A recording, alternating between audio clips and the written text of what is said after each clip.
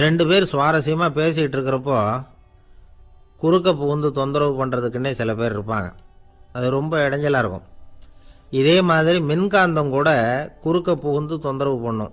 கடைசியில் அது ஒரு பெரிய இடைஞ்சலில் கொண்டாந்து விட்டுரும். சில வீடுகளில் கேபிள் கனெக்ஷன் இல்லாமல் சில தனியார் டிவி காட்சிகள் தெரியும். அதுக்கு என்ன காரணம்னா இந்த மின்காந்த குறுக்கீடு தான் காரணம். இதைத்தான் சுருக்கமாக இஎம்ஐ அப்படின்னு சொல்கிறாங்க. அதாவது எலக்ட்ரோ மேக்னெட்டிக் இன்டர்ஃபியரன்ஸ். இது ஏற்படக்கூடிய இடங்கள் எது எதுன்னு எடுத்துக்கிட்டால் அது ஒரு பெரிய பட்டியலாகவே போயிடும்.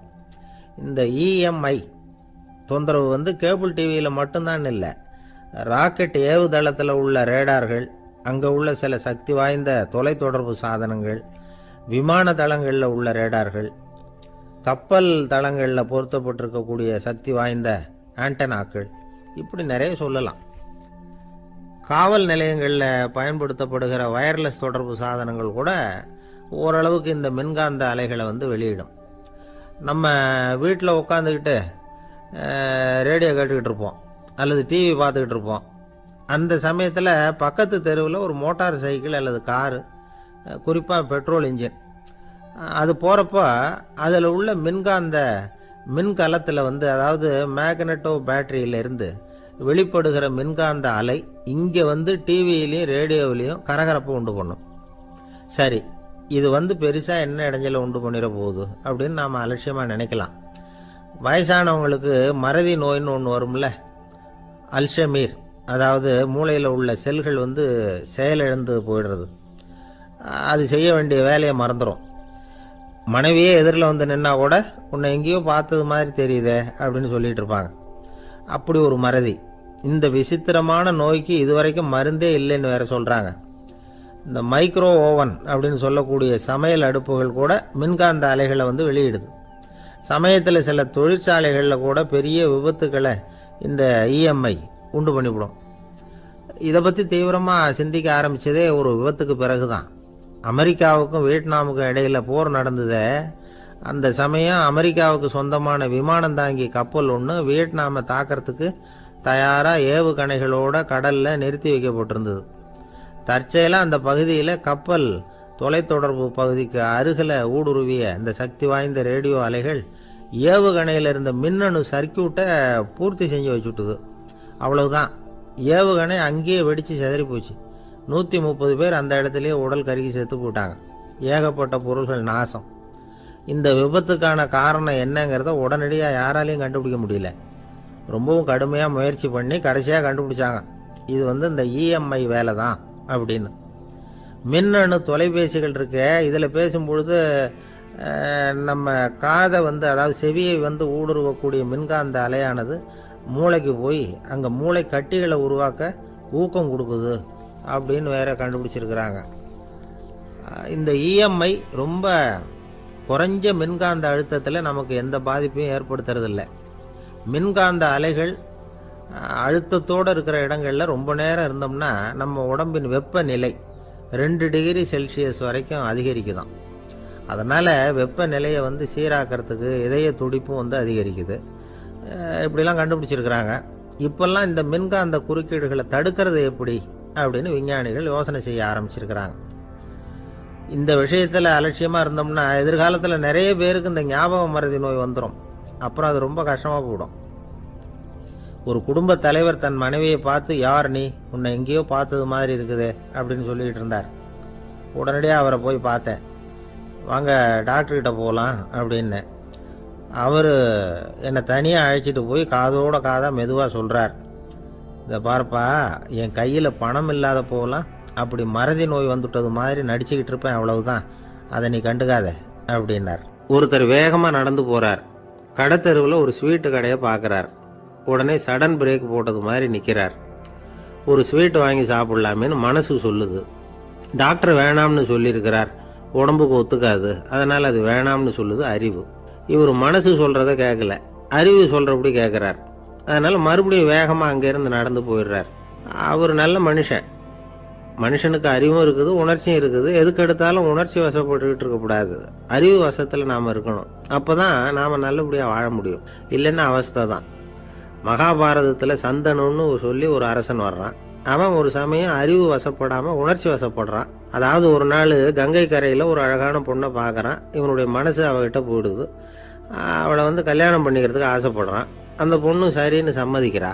ஆனால் ஒரு நிபந்தனை போடுறா. அந்த நிபந்தனைக்கு சம்மதம்னு சொன்னாதான் உன்னை கல்யாணம் பண்ணிக்குவேன்னு சொல்கிறா. சரி, அவள் போட்ட நிபந்தனை என்ன தெரியுமா? இது மாதிரி நான் உங்கள் மனசு புண்படுற மாதிரி எந்த காரியம் பண்ணாலும் நீங்கள் என்னை ஏன்னு கேட்கக்கூடாது. நான் செய்கிற காரியத்தை தடுக்கவும் கூடாது. அப்படி நீங்கள் செஞ்சால் அடுத்த கணமே நான் உங்களை பிரிஞ்சு போயிடுவேன். இதுதான் அந்த பொண்ணு போட்ட நிபந்தனை. சந்தன அரசன் இந்த நிபந்தனையை ஒத்துக்கலாமா? இதை அறிவுபூர்வமாக யோசிச்சிருந்தா இதுக்கு கட்டுப்பட்டுக்க மாட்டான். இந்த நிபந்தனைக்கு நான் சம்மதிக்க மாட்டேன்னு தான் சொல்லியிருக்கணும். ஆனால் அவன் அந்த நேரத்தில் உணர்ச்சி வசத்தில் இருந்தான். அதனால் நீ என்ன சொன்னாலும் சரின்னு ஒத்துக்கிட்டான். அவளை கல்யாணம் பண்ணிக்கிட்டான். இதனால் என்ன ஆச்சு? 7 பச்சை இளம் குழந்தைகளை பிறந்த உடனே அவள் கங்கையில் தூக்கி எறிஞ்சி கொல்லக்கூடிய கோர காட்சியை இவன் ஒன்று பின்னாடி ஒன்றா பார்க்க வேண்டியதாக போச்சு. கடைசியில் 8வது குழந்தை பிறந்ததுன்னு தான் அவனுடைய அறிவு மேலோங்குது. அந்த கொடிய செயலை தடுத்து நிறுத்துறான். அந்த 8வது குழந்தை தான் பின்னாடி பீஷ்மர் ஆகிறார். ஒரு பக்தி பிரசங்கத்தில் ஒரு பேச்சாளர் இந்த விஷயத்தை சொல்லிவிட்டு இன்னொரு விஷயமும் சொன்னார். அது என்னன்னா, சந்தனு மன்னன் அறிவுக்கும் உணர்ச்சிக்கு நடுவில் அகப்பட்டு தவிச்சதுனால அவன் வம்சத்தில் வந்த கௌரவர்கள் உணர்ச்சி வசப்பட்டாங்க, பாண்டவர்கள் அறிவு வசப்பட்டாங்க அப்படின்னு சொன்னார். மனுஷனுக்கு உணர்ச்சியை விட அறிவு மேலோங்கி இருக்கணுங்கிறது சரிதான். ஆனால் அந்த அறிவை எப்படி உபயோகப்படுத்துகிறோங்கிறது முக்கியம். ஒருத்தர் சொன்னார், சார் இன்னைக்கு கோயம்புத்தூரில் ஒரு கல்யாணம், அதுக்கு நான் போக முடியலேன்னு நினைக்கும் பொழுது மனசுக்கு ரொம்ப வருத்தமாக இருக்குது சார் அப்படின்னார். ரொம்ப உணர்ச்சி வசப்பட்டார். அதுக்காக கவலைப்படாதீங்க சார், ஒரு வாழ்த்து தந்தி கொடுத்துருங்களேன் அப்படின்னார் இன்னொருத்தர். அது எப்படி சார் முடியும்னார் அவர். நான் தானே சார் கல்யாண மாப்பிள்ளை அப்படிங்கிறார் அந்த ஆள். ஒரு ஆளை அடையாளம் கண்டுபிடிக்கணும்னா அதுக்கு சுலபமான வழி என்ன? முகத்தை பார்த்து கண்டுபிடிக்கிறது தான். ஆனால் மனுஷன் தப்பு பண்ண ஆரம்பிக்கும் பொழுது அவனை கண்டுபிடிக்கிறதுக்கு வேறு வழிகளை தான் கையாள வேண்டியிருக்கு. கைரேகை அதுக்கு ரொம்ப உபயோகப்படுது. கைரேகைகள் ஒருத்தருக்கு இருக்கிறது மாதிரி இன்னொருத்தருக்கு இருக்கிறது இல்லை. பல் வரிசையும் அப்படி தான். ஏமாத்துறவங்க அதிகமாக போனால் இருக்கிறவங்க எச்சரிக்கையாக இருக்க வேண்டியிருக்குது. பயோமெட்ரிக்ஸ் அப்படிங்கிறது ஒரு பெரிய தொழில்நுட்பம். இதை உபயோகப்படுத்தி சில பாதுகாப்பு உத்திகளை எல்லாம் உருவாக்கி இருக்கிறாங்க அமெரிக்காவில். வீட்டுக்கு சொந்தக்காரர் குரல் கொடுத்தா கதவு திறக்கும், அல்லது அவர் கை வச்சா கதவு திறக்கும். மற்றவங்க யார் என்ன பண்ணாலும் கதவு திறக்காது. இது ஒரு முறை. அவரோட குரல் அல்லது கைரேகை ஒரு எலக்ட்ரானிக் சாதனத்தில் ஏற்கனவே பதிவு பண்ணப்பட்டிருக்கும். இவர் குரல் கொடுக்குறப்போ அல்லது கையை வைக்கிறப்போ அதை ஒப்பிட்டு பார்த்து சரியாக இருந்தால் கதவு திறக்கிறது மாதிரி ஒரு ஏற்பாடு. இதே மாதிரி ஒருத்தரோட விழித்திரையில் உள்ள இரத்த குழாய் அமைப்பு பாருங்க, அது கூட ஒருத்தருக்கு இருக்கிறது மாதிரி இன்னொருத்தருக்கு இருக்கிறது இல்லை. அதனால் அதை வச்சு அடையாளம் கண்டுபிடிக்கக்கூடிய சாதனங்களும் இப்போ பழக்கத்துக்கு வந்தாச்சு. கைரேகையை ஒப்பிடுற சாதனத்தை விட விழித்திரை இரத்த குழாய் அமைப்பை அடையாளம் காணுற சாதனம் இருக்கு பாருங்க, இது ரொம்ப நுட்பமானது. இது நம்ப தகுந்தது. ஒரு ஆளை அடையாளம் கண்டுபிடிக்கிறதுக்கு இது எடுத்துக்கிற நேரம் 1 வினாடி தான். ஒரு கருவி இருக்கும், அதில் உள்ள ஒரு சிறு துளையில் கண்ணை வச்சு பார்க்கணும். உடனே இந்த சாதனம் குறைந்த சக்தி உள்ள இந்த அகசிவப்பு ஒளியை பாய்ச்சி அவரது விழித்திரையின் இரத்த குழாயை ஆராய்ச்சி பண்ணி ஏற்கனவே அதோட நினைவு பெட்டகத்தில் பதிவு பண்ணி வச்சிருக்கிறோமே அந்த அமைப்புகளோட இதை ஒப்பிட்டு பார்த்து சரியான ஆள் தானா இல்லையா அப்படின்னு அடையாளம் காட்டிவிடும். குரலை வச்சு அடையாளம் கண்டுபிடிக்கிறதும் இந்த பயோமெட்ரிக்ஸ் முறைகளில் ஒன்று. ஒரு நபரோட குரலை டிஜிட்டல் குறியீடுகளை மாற்றி பதிவு பண்ணிக்கிட்டு மீண்டும் அதே குரலை இனம் காணக்கூடிய சாதனங்கள் ஏற்கனவே அமெரிக்காவில எல்லாம் விற்பனைக்கு வந்தாச்சு. ஒரு ஆளுக்கு ஜலதோஷம் பிடிச்சிருந்தா கூட அந்த சாதனம் சரியாகவே கண்டுபிடிச்சிருமா. குரலை மாற்றி பேசுகிறவங்க கூட இந்த கருவியை ஏமாற்ற முடியாது. இதை ஆஸ்பத்திரிகள், வங்கிகளில் உள்ள இரும்பு பெட்டக காப்பறைகள் இங்கெல்லாம் உபயோகப்படுத்தலாம். குழந்தைகள் உள்ள இடங்களுக்கு இது ரொம்ப உபயோகப்படும். கதவு பூட்டிக்கிட்டுதுன்னு வச்சுக்கோங்க, கதவை திறக்கிறதுக்கு சாவி உபயோகப்படுத்த தெரியாத குழந்தைகள் குரல் எழுப்பிய கதவை திறந்துட முடியும். எதிர்காலத்தில் இந்த பயோமெட்ரிக்ஸ் முறை இன்னும் பல ஆச்சரியங்களை ஏற்படுத்தும் அப்படின்னு எதிர்பார்க்குறாங்க. ஸ்டியரிங்கை தொட்டதுமே காரு ஸ்டார்ட் ஆகிடும், சாவி வேண்டியதில்லை.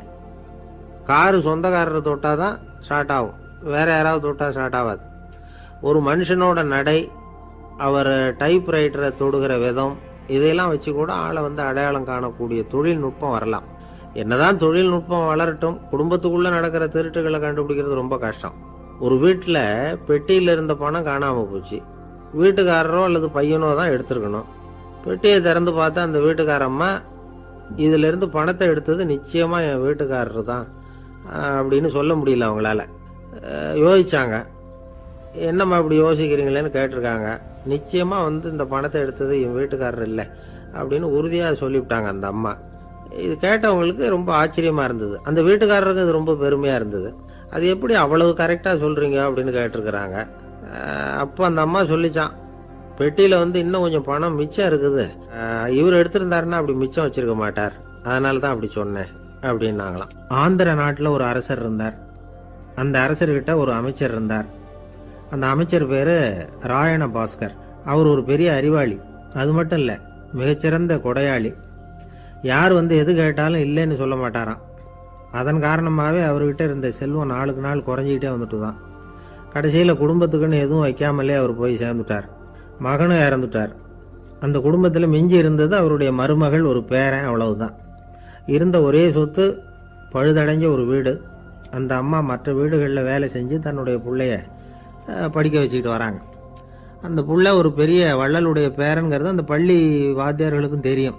அதனால் அவங்களும் இவங்கிட்ட கொஞ்சம் அன்பாகவும் அக்கறையாகவும் பழகி பாடம் சொல்லி கொடுத்துக்கிட்டு இருக்கிறாங்க. ஒரு நாள் ஒரு புகழ்பெற்ற கவிஞர் ஒருத்தர் அந்த பள்ளிக்கூடத்துக்கு வந்திருக்கிறார். ஆசிரியர்கள்கிட்ட பேசிக்கிட்டு இருந்தப்போ ஒரு செய்தியை சொன்னாராம். ராயண பாஸ்கருங்கிற வள்ளல் எனக்கு நிறைய உதவிகள் செஞ்சிருக்கார், என்னை பாராட்டி பரிசுகள்லாம் கொடுத்துருக்கிறார். அந்த வள்ளல் வாழ்ந்த கிராமத்தை பார்க்கணுங்கிறதுக்காக தான் இப்போ இங்கே வந்திருக்கிறேன் அப்படின்னாராம். ஆசிரியர் உடனே இந்த பையனை கூப்பிட்டு, இதை பாருங்க, இவன் யார் தெரியுமா, நீங்கள் குறிப்பிடுகிற அந்த வள்ளலின் பேரன் அப்படின்னு அறிமுகப்படுத்தினாராம். கவிஞரின் கண்களில் ஆனந்த கண்ணீர். அந்த பரவச நிலையிலேயே அந்த வள்ளலை பற்றி கவி பாட ஆரம்பிச்சுட்டாராம். இந்த சின்ன பையன் அதை கேட்டிருக்கிறான். உடனே என்ன பண்ணான் தெரியுமோ, தன் கையில் அணிஞ்சிருந்த ஒரு பொன் வளையலை கழட்டி அந்த கவிஞருக்கு பரிசாக கொடுத்துட்டானான். எல்லாருக்கும் ஆச்சரியம். தாத்தா இருக்கும் நிலையில் கொடுத்தார், பேரன் இல்லாத நிலையிலையும் கொடுக்குறான். பையனை எல்லாரும் பாராட்டினாங்களாம். இருந்தாலும் அவனுக்குள்ள ஒரு பயம் எதுவும் ஆரம்பமாச்சு. பள்ளிக்கூடம் விட்டு வீட்டுக்கு வரும்பொழுது அந்த பயம் இன்னும் அதிகமாயிட்டுது. அம்மா என்ன சொல்லுவாங்களோ தெரியலையே, ஏதோ திடீர்னு தோணிச்சு வளையல கழட்டி கொடுக்கணும்னு கொடுத்துட்டோம். குடும்பம் இருக்கிற நிலையில் இப்படி நான் செஞ்சது தப்பா, வீட்டு செலவுக்கே அம்மா எவ்வளவு கஷ்டப்படுறாங்க, வீட்டுக்கு போனதும் என்ன நடக்குமோ தெரியலையே அப்படின்னு நினச்சி பயந்துக்கிட்டே அவன் வீட்டுக்குள்ளே அடி எடுத்து வைக்கிறான். அம்மா கூப்பிட்டு சாப்பாடு போட்டாங்க. அவங்க கண்ணில் படக்கூடாதுங்கிறதுக்காக ஒரு கையை பின்னாடி மறைச்சிக்கிட்டே இருந்தான். அம்மா இதை கவனிச்சிட்டாங்க. ஏய், உன் கையை ஏன் அப்படி வச்சிருக்கிற, உன் கைக்கு என்னாச்சு, ஏதாவது அடிபட்டு போச்சா அப்படின்னு கேட்டுக்கிட்டே கையை எடுத்து பார்க்குறாங்க. வளையல காணலை. வளையல் எங்கே அப்படின்னு கேட்குறாங்க. இவன் தயங்கிக்கிட்டே நடந்ததை சொல்கிறான். அது கேட்டதும் அந்த அம்மாவோட முகம் கோபத்தால் சவுந்து போச்சான். முட்டாளே, என்ன காரியம் பண்ண அப்படின்னு கன்னத்தில் அரைஞ்சிட்டாங்களாம். அம்மா, என்னை அடிக்காத, ஏதோ தெரியாமல் தப்பு பண்ணிட்டேன் அப்படின்ட்டுருக்கான். மகனே, வளையலை கொடுத்ததுக்காக நான் உன்னை அடிக்கலை அப்படிங்க, பின்ன எதுக்கு அடித்தேன்னு கேட்டிருக்கான். உன் பாட்டனார் ஒரு பெரிய வள்ளல், அவர் எதையும் பாதி வேலையை செய்யறதில்ல, அவருடைய பேரை நீ அரைகுறை வேலை செஞ்சுட்டு வந்திருக்கிற அப்படின்னாங்களாம். என்னம்மா சொல்கிறேன்ருக்கான். நீ ஒரே ஒரு வளையலை மட்டும்தானே கழட்டி கொடுத்துருக்குற, கொடுக்கறதா இருந்தால் ரெண்டையும் சேர்த்துல கொடுத்துருக்கணும், அதுதானே உங்கள் தாத்தாவுக்கு பெருமை அப்படின்னாங்களாம். அம்மா, தெரியாமல் செஞ்சுட்டேன், உங்கள்கிட்டையும் அரை வாங்கிட்டேன் அப்படி இப்படின்னு அவன் சொல்லியிருக்கிறான். இப்போ அம்மா கொஞ்சம் இருங்க, அந்த கவிஞர் இன்னைக்கு நம்ம ஊரில் தான் தங்கியிருப்பார், நாளைக்கு காலையில் தான் அவர் எங்கே இருக்காருன்னு விசாரித்து இன்னொரு வளையலையும் கொடுத்துட்றேன் அப்படின்ட்டுருக்கான். மகனே, நல்ல செயல்களையெல்லாம் நாளைக்குன்னு ஒத்தி போடாத, நாளைக்கு என்ன நடக்குங்கிறது யாருக்கு தெரியும், இப்போவே போ, எங்கே இருக்காருன்னு பாரு அப்படின்ட்டுருக்காங்க. மகன் புறப்பட்டான். பள்ளி ஆசிரியர்கிட்ட போய் கேட்டானான் அந்த கவிஞர் எங்கே இருக்காருன்னு. அவர் சொன்னாராம். உடனே போய் அவர் இருக்கிற இடத்துல கதவை தட்டியிருக்கான். ராத்திரி நேரத்தில் இவனை கண்டதும் அவருக்கு ரொம்ப ஆச்சரியம்.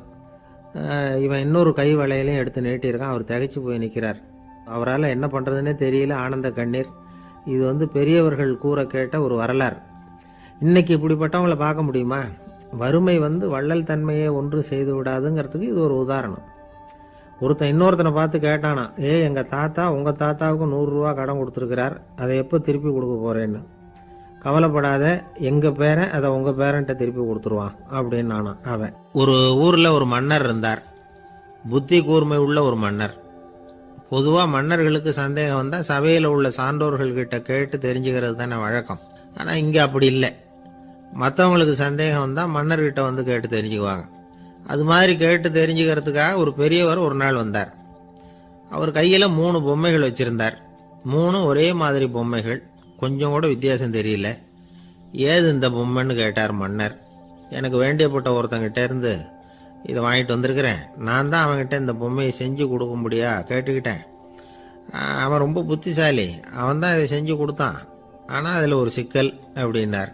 என்ன பிரச்சனைன்னு கேட்டிருக்காரு இவர். நான் அவன்கிட்ட கேட்டது 3 விதமான பொம்மைகளாக இருக்கணும்னு கேட்டேன்.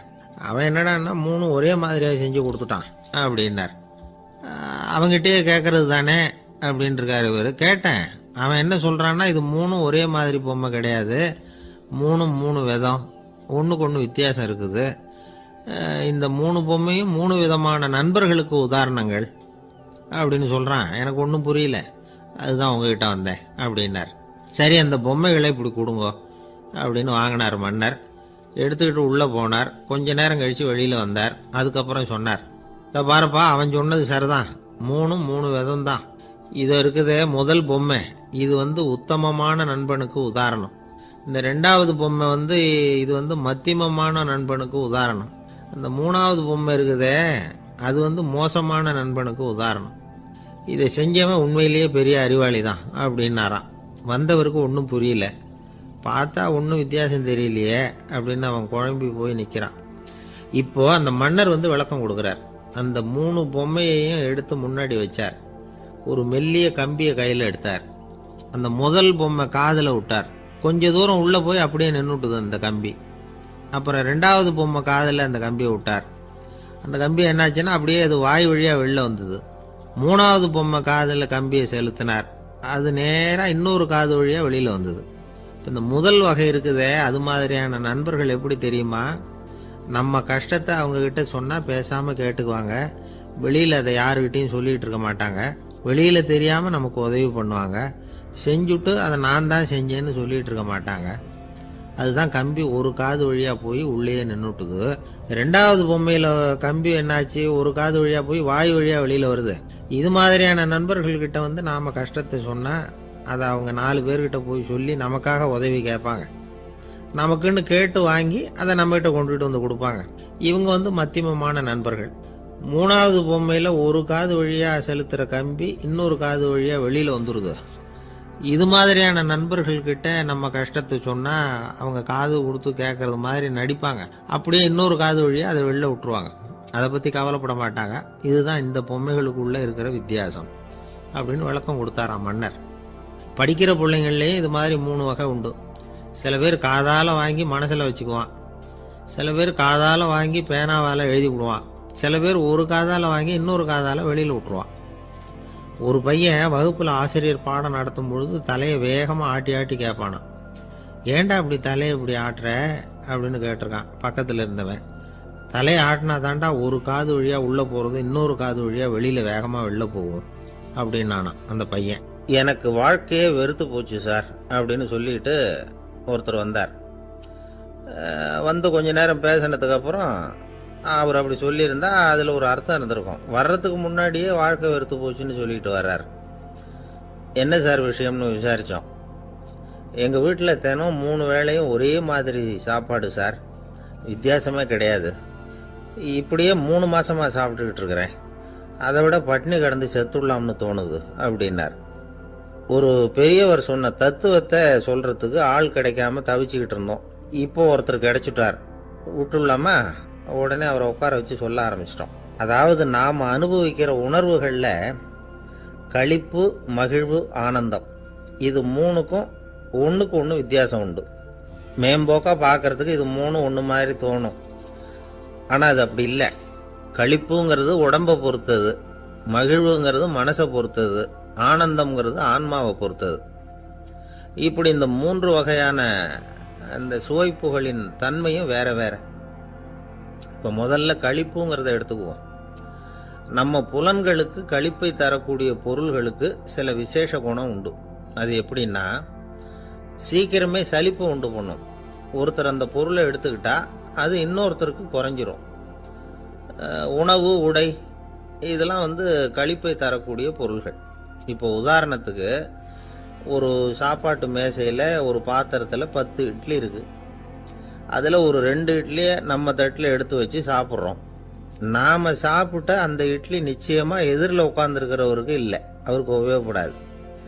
நாம் சாப்பிட்ட அதே இட்லியை அவரும் சாப்பிட முடியாது, அவர் வேற தான் எடுத்து வச்சுக்கணும். அது மாதிரி நாம் ஒரு சட்டையை எடுத்து போட்டுக்கிறோம், அதே சட்டையை அதே நேரத்தில் இன்னொருத்தர் போட்டுக்க முடியாது. புலன்களுக்கு களிப்பை தரக்கூடிய இது மாதிரி பொருள்கள்லாம் முதல் தடவை நமக்கு கொடுக்குற களிப்பை 2வது தடவையும் கொடுக்காது, 3வது தடவை இன்னும் குறையும், கடைசியில் வெறுப்பாகவும் மாறிடும். ஒவ்வொன்றா இட்லியை தொடர்ந்து சாப்பிட்றோம்னு வச்சுக்கோங்க, முதல் இட்லி தரக்கூடிய சுவையை 30வது இட்லி தராது. முதல் தடவை புது சட்டையை போட்டுக்கிறப்போ நமக்கு இருக்கிற களிப்பு அதே சட்டையை 100வது தடவையாக போட்டுக்கிறோம்னு வைங்க, அப்போ இருக்குமா? இருக்காது. இதுதான் களிப்பு. அதாவது சீக்கிரமே சலிப்பை தரக்கூடியது. ஒருத்தர் எடுத்துக்கிட்டா இன்னொருத்தருக்கு குறைஞ்சி போகக்கூடியது. ஆனால் மகிழ்ச்சிங்கிறது அப்படி இல்லை. ஒருத்தர் அனுபவிக்கிறதுனால இன்னொருத்தருக்கு குறைஞ்சி போகாது. இப்போ காலையில் சூரியன் உதயம் ஆகிறத பார்த்து சந்தோஷப்படுறோம், அதையே இன்னொருத்தரும் பார்த்து சந்தோஷப்படலாம். ஒரு நல்ல சங்கீதத்தை கேட்குறோம், ஒரு அழகான ஓவியத்தை ரசிக்கிறோம், நீங்கள் ரசிக்கிற அதே நேரத்தில் இன்னொருத்தரும் அதை ரசிக்கலாம். அதனால் அது குறைஞ்சி போகிறதில்ல. இது மகிழ்வு. ஆனால் ஒன்று, ஒரே பாடலை திரும்ப திரும்ப கேட்டுக்கிட்டு இருந்தால் கடைசியில் அலுப்பு தட்டும். அதாவது மகிழ்வுங்கிறது எப்படின்னா, மற்றவங்களோட பகிர்ந்து கொள்றதுனால குறையாது. ஆனால் ஒரே பொருள் மீண்டும் மீண்டும் அனுபவிப்பை தர்றப்போ முதல்ல மகிழ்வு அதிகரித்து அதுக்கப்புறம் அது மங்கி மறைஞ்சு போயிடும். இதுதான் அந்த மகிழ்வுங்கிறதுக்கு இலக்கணம். சரி, இப்போ 3வதாக சுகம் தரக்கூடிய ஆனந்தம்ங்கிறது எப்படின்னா, இது நமக்கு உள்ளே இருந்து சுரக்கிறது. மனசு சலனங்கள்லேருந்து விடுபடுறப்போ இந்த ஆனந்தம் நமக்கு கிடைக்கும். இது நிலையான சுகம், ஆத்ம சுகம். களிப்பிலிருந்து மகிழ்வுக்கும் மகிழ்விலிருந்து ஆனந்தத்துக்கும் செல்றது தான் மனிதன் நடத்த வேண்டிய முக்கியமான பயணம். இவ்வளவு விஷயத்தையும் கேட்டுட்டு இந்த காலத்து பையன் ஒருத்தன் வந்தான். சார், இப்போ நீங்கள் ஒரு சாப்பாட்டு மேசையில் ஒரு 10 இட்லி வைக்கிறீங்க, என்ன உட்கார வைங்க, எதிரில் இன்னொருத்தனை உட்கார வைங்க, நான் களிப்பு மகிழ்வுலாம் தாண்டி நேரடியாக ஆனந்தத்துக்கு பயணம் பண்ணி காட்டுறேன் அப்படின்னா. ஒன்றும் புரியல அவன் சொன்னது. அது எப்படி, என்ன பண்ணுவ நீ அப்படின்னு சொல்லி கேட்டோம் ஆச்சரியமா. 2 இட்லி சாப்பிட்டா தானே சார் களிப்பு, நான் 10 இட்லியும் மொத்தமாக சாப்பிட்ருவேன், அடுத்தவனுக்கு எதுவும் கிடைக்காது, அவனுக்கு கிடைக்காதபடி நாமே சாப்பிட்டுடுறோம்ல, அதுதானே நமக்கு ஆனந்தம் அப்படின்னு அதுக்கு ஒரு விளக்கம் சொல்கிறான். ஒரு கணவன் மனைவி, எப்போ பார்த்தாலும் அவங்க 2 பேருக்கும் இடையில சண்டை வந்துக்கிட்டே இருந்தது. இதில் என்ன ஆச்சரியங்கிறீங்களா? நான் அதுக்காக சொல்ல வரல, இது வேற விஷயம். அதாவது சண்டை போடாமல் இருக்கிறதுக்கு வழி சொல்கிற தகவல் இது. நான் சொன்ன அந்த கணவன் மனைவி எப்படின்னா, கணவன் ஒரு வார்த்தை சொன்னால் மனைவி கிட்டேருந்து 2 வார்த்தை பதிலாக வரும், இதுக்கு கணவன் கிட்டேருந்து 4 வார்த்தை பதிலாக வரும். இப்படி வார்த்தைகள் பெருகி போய் கடைசியில் வம்புல முடியும். அந்த அம்மா பொறுத்து பார்த்தாங்க, அவங்களால தாக்கு பிடிக்க முடியல. பக்கத்து வீட்லேயும் ஒரு கணவன் மனைவி இருந்தாங்க, அவங்களுக்குள்ள சண்டை வர்றதில்லை. அது எப்படி அவங்களால மட்டும் சண்டை போடாமல் இருக்க முடியுது அப்படின்னு இந்த அம்மாவுக்கு ஆச்சரியம். ஒரு நாள் நேராக பக்கத்து வீட்டு அம்மாக்கிட்டே போய், ஏம்மா, நீங்கள் எப்படி கணவனும் மனைவியும் சண்டை போட்டுக்காமல் இருக்கிறீங்க, அது எப்படி முடியுது உங்களால் அப்படின்னு கேட்டாங்க. அதுக்குன்னு ஒரு மருந்து இருக்குது, அதை சாப்பிட்டா சண்டை வராது அப்படின்னாங்க அவங்க. சரிங்க, அந்த மருந்தை அவர் சாப்பிட மாட்டேன்னு சொல்லிட்டா என்ன பண்ணுறது அப்படின்னு கேட்டிருக்கிறாங்க இவங்க. அந்த மருந்து அவருக்கு இல்லைம்மா, உனக்கு தான் அப்படின்னாங்களாம் அவங்க. அப்படியா? அப்படின்னா கொடுங்க, ரொம்ப நல்லதாக போச்சு, அதை எப்படி சாப்பிட்றதுங்கிற விவரத்தையும் சொல்லுங்கள், எங்கே அது கிடைக்குங்கிறதையும் சொல்லுங்கள், வாங்கிக்கிறேன் அப்படின்னு கேட்டாங்களாம் இவங்க. வேறு எங்கேயும் போய் வாங்க வேண்டாம், என்கிட்டே இருக்க அந்த மருந்து, அதில் கொஞ்சம் தர்றேன், வாங்கி வச்சுக்க. உன் வீட்டுக்காரர் உன்னோட சண்டையை ஆரம்பிக்கிறப்போலாம் நீ இந்த மருந்தில் 1 ounce வாயில் ஊற்றிக்கணும். அதை உடனே குடிச்சிடக்கூடாது, ஒரு 5 நிமிஷமாவது அது வாயில் இருக்கணும், அதுக்கப்புறம் குடிச்சிடலாம் அப்படின்னு சொல்லி ஒரு பாட்டில் மருந்தை இந்த அம்மா கிட்ட கொடுத்து அனுப்புனாங்களாம். மருந்தை எடுத்துக்கிட்டு இந்த அம்மா வீட்டுக்கு வந்திருக்கிறாங்க. வீடு பூட்டி இருந்ததுனால கணவன் வாசல்லையே காத்துக்கிட்டு இருக்கிறான். மனைவியை கண்டதும் சண்டை போட ஆரம்பிச்சிட்டான். வீட்டை பூட்டிவிட்டு எங்கே போய் தொலைஞ்ச, எவ்வளவு நேரமாக ஒரு மனுஷன் வாசல்லையே காத்துட்டு கிடக்கிறது அப்படி இப்படின்னு கத்த ஆரம்பிச்சிட்டான். மனைவி இதுக்கு பதிலே சொல்லலை. அந்த அம்மா பேசாமல் வீட்டை திறந்தாங்க, சமையல் அறைக்குள்ளே போனாங்க. ஒரு அவுன்ஸ் மருந்தை வாயில் ஊற்றிக்கிட்டாங்க. அன்னைக்கு சண்டை மேற்கொண்டு வளரவே இல்லை, நின்றுட்டுது. மருந்து பரவாயில்லை. அதுக்கப்புறம் பல சந்தர்ப்பங்களில் சண்டை வரும் போல் இருக்கிறப்போலாம் இந்த மருந்து அதை நிறுத்தியிருக்கு. பிரமாதமான மருந்தாக இருக்குது இதை கொஞ்சம் அதிகமாகவே வாங்கி வீட்டில் வச்சுக்க வேண்டியது தான் அப்படின்னு முடிவு பண்ணிட்டு இந்த அம்மா மறுபடியும் பக்கத்து வீட்டு அம்மாக்கிட்ட போனாங்க. எவ்வளவு விலையானாலும் சரி, நான் காசு கொடுத்து வாங்கி வச்சுக்கிறேன், எந்த கடையில் இருக்குது இந்த மருந்து சொல்லுங்க அப்படின்னு கேட்டாங்க. இந்த மருந்துக்கு விலையே கிடையாதுங்க, இலவசமாகவே கிடைக்கும்னாங்களாம் அவங்க. அது எப்படி விலை இல்லாமல் இதை விற்க முடியுது அப்படின்னு கேட்டாங்களாம் இவங்க. அது மருந்தாக இருந்தால் தானே விலை வைக்கிறதுக்கு, அது வெறும் தண்ணி தானே அப்படின்னாங்களாம். வெறும் தண்ணியாக சண்டையை நிறுத்துது அப்படின்ட்டு இருக்காங்க இவங்க. அது சண்டையை நிறுத்தலை, உன்னோட மௌனம் தான் சண்டையை நிறுத்துது. நீ வாயில் தண்ணியை வச்சுக்கிறதுனால எதிர்த்து பேசுறதில்ல, அதனால் உன்னுடைய கணவர் கோபம் சாந்தமாயிடுது அப்படின்னாங்களாம் அவங்க. இந்த கதையிலேருந்து சண்டையை நிறுத்துகிற மருந்து எதுன்னு தெரிஞ்சுக்கிட்டோம் இல்லையா. ஒருத்தர் என்ன பண்ணார், பாட்டிலில் தண்ணியை ஊற்றி வச்சுக்கிட்டு அவர்கிட்ட வர்றவங்களுக்கெல்லாம் இதை சிபாரிசு பண்ணலாம்னு நினச்சிக்கிட்டு உட்காந்துருந்தார். ஒரு அம்மா வந்தாங்க. இதை கேட்டுவிட்டு இதையே ஒரு மருந்து மாதிரி கொடுக்கலாம்ங்கிறது அவர் முடிவு. அதனால் பாட்டிலில் தண்ணியை அடைச்சி வச்சுக்கிட்டு அதில் கலருக்காக என்னத்தையோ ஒரு ஜீரகம் அது மாதிரி எதையாவது கலந்து வச்சுக்கிட்டு ஒரு மருந்து மாதிரி ஒரு பாவனையில் வச்சுக்கிட்டு உட்காந்துருக்கார். யாராவது வீட்டில் சண்டைன்னா என்கிட்ட வாங்க மருந்து தரேன்னு. ஒரு அம்மா வந்தாங்க. எனக்கும் என் வீட்டுக்காரருக்கும் அடிக்கடி சண்டை வருதுங்க அப்படின்ட்டு இருக்காங்க. கவலைப்படாதம்மா, நான் ஒரு மருந்து தரேன்னு சொல்லி வீட்டுக்குள்ளே போய் ஒரு பாட்டில் எடுத்து வந்து கொடுத்தார். பாட்டிலில் இருக்கிறது என்னங்கிறத சொல்லிவிட்டு அது பேரில் மரியாதை வராது இல்லையா, அதனால் சொல்லலை. அந்த அம்மா வாங்கிட்டு போனாங்க. 4 நாள் கழித்து திரும்பி வந்தாங்க. என்னம்மா வீட்டில் சண்டை நின்று போச்சான்னு கேட்டிருக்காரு இவர். அங்கே நின்று போச்சுங்க, இப்போ உங்ககிட்ட ஆரம்பமாக போகுதுன்னாங்களாம். என்னம்மா அப்படின்ட்டுருக்காரு இவர் பயந்து போய். பின்ன என்னங்க, நீங்கள் என்ன மருந்து கொடுத்துருக்குறீங்க என்னங்க அப்படின்னாங்களாம் கோவமாக. அது வெறும் தண்ணி தானே அப்படின்ட்டுருக்காரு இவர். தண்ணியாக இது நல்லா பாருங்கள் அப்படின்னு அந்த பாட்டில் நீட்டினாங்களாம். இவர் வாங்கி பார்த்துருக்கார். அப்புறம் தான் விஷயம் புரியுது அவருக்கு. இவர் கை தவறுதலாக அவங்க வீட்டில் இருந்த மண்ணெண்ணெய் பாட்டில் எடுத்து அவர்கிட்ட கொடுத்துருக்குறாங்க. அப்புறம் என்ன ஆகும், சண்டை வராமல். வாங்க மாட்டேங்கிறான் சார் அப்படின்னு சொல்கிறது உண்டு.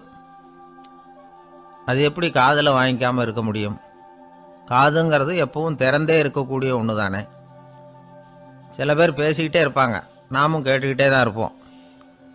அவர் என்ன சொன்னார் திருப்பி சொல்லு அப்படின்னு சொன்னால் சொல்ல தெரியாது. காது சரியாக கேட்டாலும் நாம் பேசுகிறத மற்றவங்க சரியாக கேட்குறாங்களா அப்படிங்கிறது சந்தேகம்தான். இந்த சந்தர்ப்பத்தில் ஒரு உண்மையை நாம் புரிஞ்சுக்கணும்.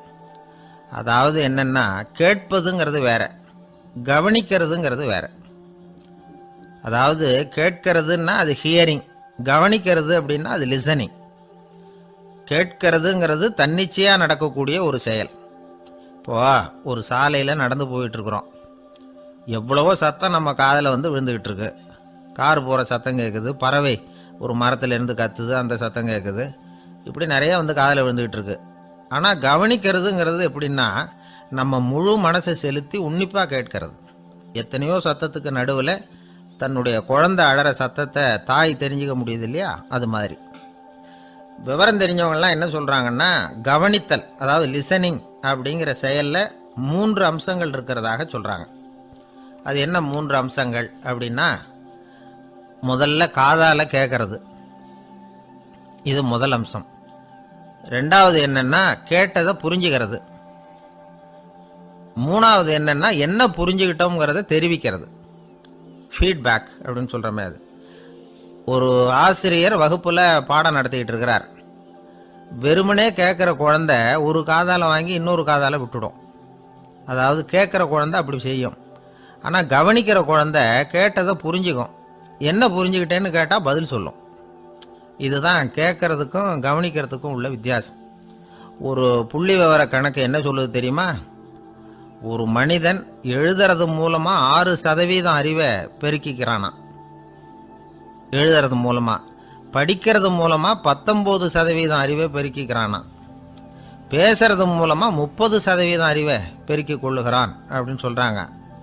ஆனால் பாருங்கள், கவனிக்கிறது மூலமாக 45% அறிவை பெருக்கி கொள்ளுகிறான் அப்படிங்கிறது புள்ளி விவரம். அதனால் கற்றலின் கேட்டல் நன்று அப்படின்னு சொல்கிறாங்க இல்லையா, அது இதுதான். அதனால் கவனிக்கிறது மூலமாக அதிக அறிவை நாம் பெருக்கி கொள்ள முடியும். கேள்வி ஞானம்தான் ரொம்ப சிறந்தது அப்படிங்கிறார் வள்ளுவர். அதாவது கவனித்து கேட்கணும், அதுதான் முக்கியம். இப்போ மற்றவங்க சொல்கிறத நல்லா கவனிக்க முடியாதபடிக்கு நாமே சில தடைகளை ஏற்படுத்திக்கிறோம், அல்லது நம்ம அறியாமலே அப்படி ஒரு தடை உண்டாயிடுது. அந்த தடைகளை தாண்டணும் அல்லது தகர்த்து எறியணும் அப்படிங்கிறது பெரியவர்கள் சொல்லுகிற யோசனை. அது என்ன தடைகள் அப்படின்னா, நமக்கு தெரியாத இவர் என்ன சொல்லிட போகிறார் அப்படிங்கிற நினப்பு, இது ஒரு தடை. சொல்லி முடிக்கிறதுக்கு முன்னாடியே குறுக்க பேசுறது, மனசை அங்கேயும் இங்கேயும் அலையிறது, இதெல்லாம் தான் தடைகள். ஆசிரியர் பாடம் நடத்துகிறார் அப்படின்னா மாணவர்கள் அக்கறையாக கவனிக்கணும், அப்போ தான் பரீட்சையில் பாஸ் ஆக முடியும். வீட்டுக்குள்ள கணவன் சொல்கிறத மனைவி கவனித்து கேட்கணும், மனைவி சொல்கிறத கணவன் கவனித்து கேட்கணும், இல்லைன்னா குழப்பமாயிடும். ஒரு அம்மா கோயிலுக்கு போனாங்க, சேலையில் ஒரு முடிச்சு போட்டிருந்தாங்க. எதுக்கு சேலையில் முடிச்சு போட்டு வச்சுருக்குறீங்க அப்படின்னு கேட்டாங்க. எங்கள் வீட்டுக்காரர் ஒரு கடிதத்தை மறக்காமல் தபால் போட்டியில் போட்டுடணும்னு சொன்னார், ஞாபகத்துக்காக முடிச்சு போட்டு வச்சுருக்கிறேன் அப்படின்னாங்க. கடிதத்தை பெட்டியில் போட்டுவிட்டீங்களா அப்படின்னு கேட்டாங்க. அது எப்படிங்க முடியும், அவர் கடிதத்தை என்கிட்ட கொடுக்க மறந்துட்டாரே அப்படின்னாங்களாம். அதனால் மறக்கப்படாதுன்னு நினச்சிக்கிட்டே மறந்து விடுறது, இப்படி ஒரு வாழ்க்கை. அதனால் வாழ்க்கையில் நமக்கு இருக்கிறது செவிச்செல்வம் ரொம்ப முக்கியமானது. நிறைய கேட்கணும், சொல்கிறத விட கேட்கணும், கேட்கிறத விட முக்கியம் கவனிக்கிறது. அப்படி கவனிக்கிறது மூலமாக நம்முடைய வாழ்க்கையில் வெற்றி பெறணும். அங்கே நபிகள் நாயகம் உட்கார்ந்துருக்கிறார். அந்த சமயம் அம்மா அங்கே வர்றாங்க. அவங்க கையில் திராட்சை பழ கொத்து, அதை கொண்டுக்கிட்டு வந்து நபிகள்கிட்ட கொடுக்குறாங்க. சாப்பிடுங்க அப்படின்னு சொல்லி ரொம்ப அன்பாக வேண்டிக்கிறாங்க. நபிகள் நாயகமும் ரொம்ப பிரியமாக அதை வாங்கிக்கிட்டார். அதுக்கப்புறம் அதை சாப்பிட ஆரம்பித்தார். நபிகள் நாயகம் மதீனாவில் தங்கியிருந்தப்போ இது மாதிரி நிறைய பேர் பழங்களையும் தின்பண்டங்களையும் கொண்டுகிட்டு வந்து கொடுக்கறது வழக்கம். நபிகள் நாயகம் என்ன பண்ணுவார்னா, அதெல்லாம் வாங்குவார். உடனே பக்கத்தில் இருக்கிற தோழர்கள் எல்லாருக்கும் பகிர்ந்து கொடுப்பார், தானும் சாப்பிடுவார். இதுதான் எப்போதும் வழக்கம். ஆனால் இந்த தடவை என்னாச்சு தெரியுமா, அவர் அப்படி பண்ணலை. ஒவ்வொரு பழமாக எடுத்து தானே சாப்பிட்டுக்கிட்டு இருக்கிறார். அவர் விருப்பமாக சாப்பிடுகிற காட்சியை ஆசை தீர பார்த்துக்கிட்டு இருந்தாங்க அந்த வயசான அம்மா, அந்த பழத்தை கொடுத்தவங்க. அவங்களுக்கு ரொம்ப மகிழ்ச்சியாக இருந்தது, மன நிறைவாக இருந்தது. நாம் ஆசையாக கொண்டுகிட்டு வந்து கொடுக்குற பழத்தை நபிகள் நாயகம் இவ்வளோ பிரியமாக சாப்பிட்றாரே அப்படின்னு நினச்சி ரொம்ப சந்தோஷப்பட்டாங்க. அதுக்கப்புறம் அங்கேருந்து அவங்க புறப்பட்டு போயிட்டாங்க. அந்த அம்மா போனதுக்கப்புறம் பக்கத்தில் இருந்த தோழர்கள் பேச ஆரம்பித்தாங்க. ஏன்னா அவங்களுக்கு சந்தேகம், இன்றைக்கி வித்தியாசமாக நடந்துக்கிட்டாரே அப்படின்னு. அண்ணலே, எது உங்களுக்கு வந்தாலும் எங்கள் எல்லாருக்கும் கொடுத்துட்டு தான் நீங்கள் சாப்பிடுவீங்க, இன்றைக்கி மட்டும் நீங்கள் அப்படி செய்யலையே, எல்லா பழத்தையும் நீங்களே சாப்பிட்டீங்களே, அதுக்கு என்ன காரணம் அப்படின்னு கேட்டாங்க. இப்படி கேட்கறதுனால நாயகம் அதை தப்பாக புரிஞ்சுக்க மாட்டார் அப்படிங்கிறது அவங்களுக்கு தெரியும். யாரும் எதையும் அவர்கிட்ட கேட்கலாம், அப்படி கேட்கறதுக்கு உரிமை உண்டு. இந்த ஜனநாயக முறைகளுக்கு அவர்கள் கொடுத்த மரியாதை இது. தோழர்களின் கேள்விக்கு நபிகள் பதில் சொல்ல ஆரம்பித்தார். நண்பர்களே, அந்த அம்மா ரொம்ப பிரியமாக அந்த பழங்களை என்கிட்ட கொண்டுகிட்டு வந்து கொடுத்தாங்க. முதல்ல ஒரு பழத்தை எடுத்து வாயில் போட்டு பார்த்தேன், அது ரொம்ப புளிப்பாக இருந்தது, சாப்பிட்றது ரொம்ப கஷ்டம். உங்ககிட்ட யாருக்காவது அதை கொடுத்துருந்தா அதில் வாயில் போட்டதும் புளிப்பு தாங்காமல் முகம் சுழிச்சிருப்பீங்க. அதை அந்த அம்மா பார்த்துட்டாங்கன்னா வருத்தப்பட்டிருப்பாங்க. ஆசையாக கொண்டுகிட்டு வந்து நமக்கு கொடுத்துருக்குறாங்க, அவங்க அன்பான மனசை நோகடிக்கிறதுக்கு நான் விருப்பப்படலை. அதனால் முகம் சுழிக்காமல் சாப்பிட்ணுமேங்கிறதுக்காகத்தான் அந்த பழங்கள் பூராவே நானே சாப்பிட்டுட்டேன் அப்படின்னு புன்முறுவலோட பதில் சொன்னாராம் நபிகள் நாயகம்.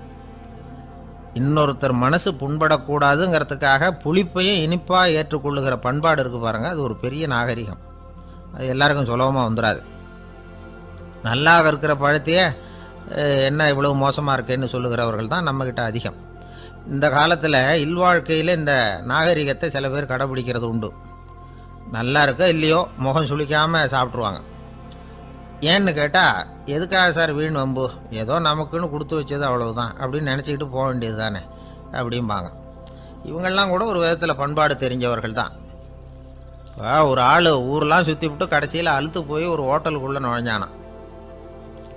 ரொம்ப களைப்பாக இருந்தது அவனுக்கு. அதனால் ரொம்ப களைப்படைஞ்சு போய் ஒரு நாற்காலியில் போய் உட்காந்துருக்கிறான். இவனை பார்த்ததும் சர்வர் ஓடி வந்தார். சார் உங்களுக்கு என்ன வேணும்னு கேட்டார். எனக்கு தேவை 2 தோசையும் கொஞ்சம் அன்பான வார்த்தைகளும் அப்படின்னா. சர்வர் உள்ளே போனார், 2 தோசையை கொண்டாந்து வச்சார். அன்பான வார்த்தை கேட்டனே அப்படின்னா இவன். சர்வர் ரொம்ப பணிவாக குனிஞ்சு இவன் காதோரமாக சொன்னார், ஐயா இந்த தோசையை சாப்பிட்றாதீங்க, புளிச்சு போன பழைய மாவு அப்படின்னார். இது பாருங்கள், அன்பான வார்த்தையும் 2 தோசையும் கேட்டார், கொண்டாந்து கொடுத்துட்டார்.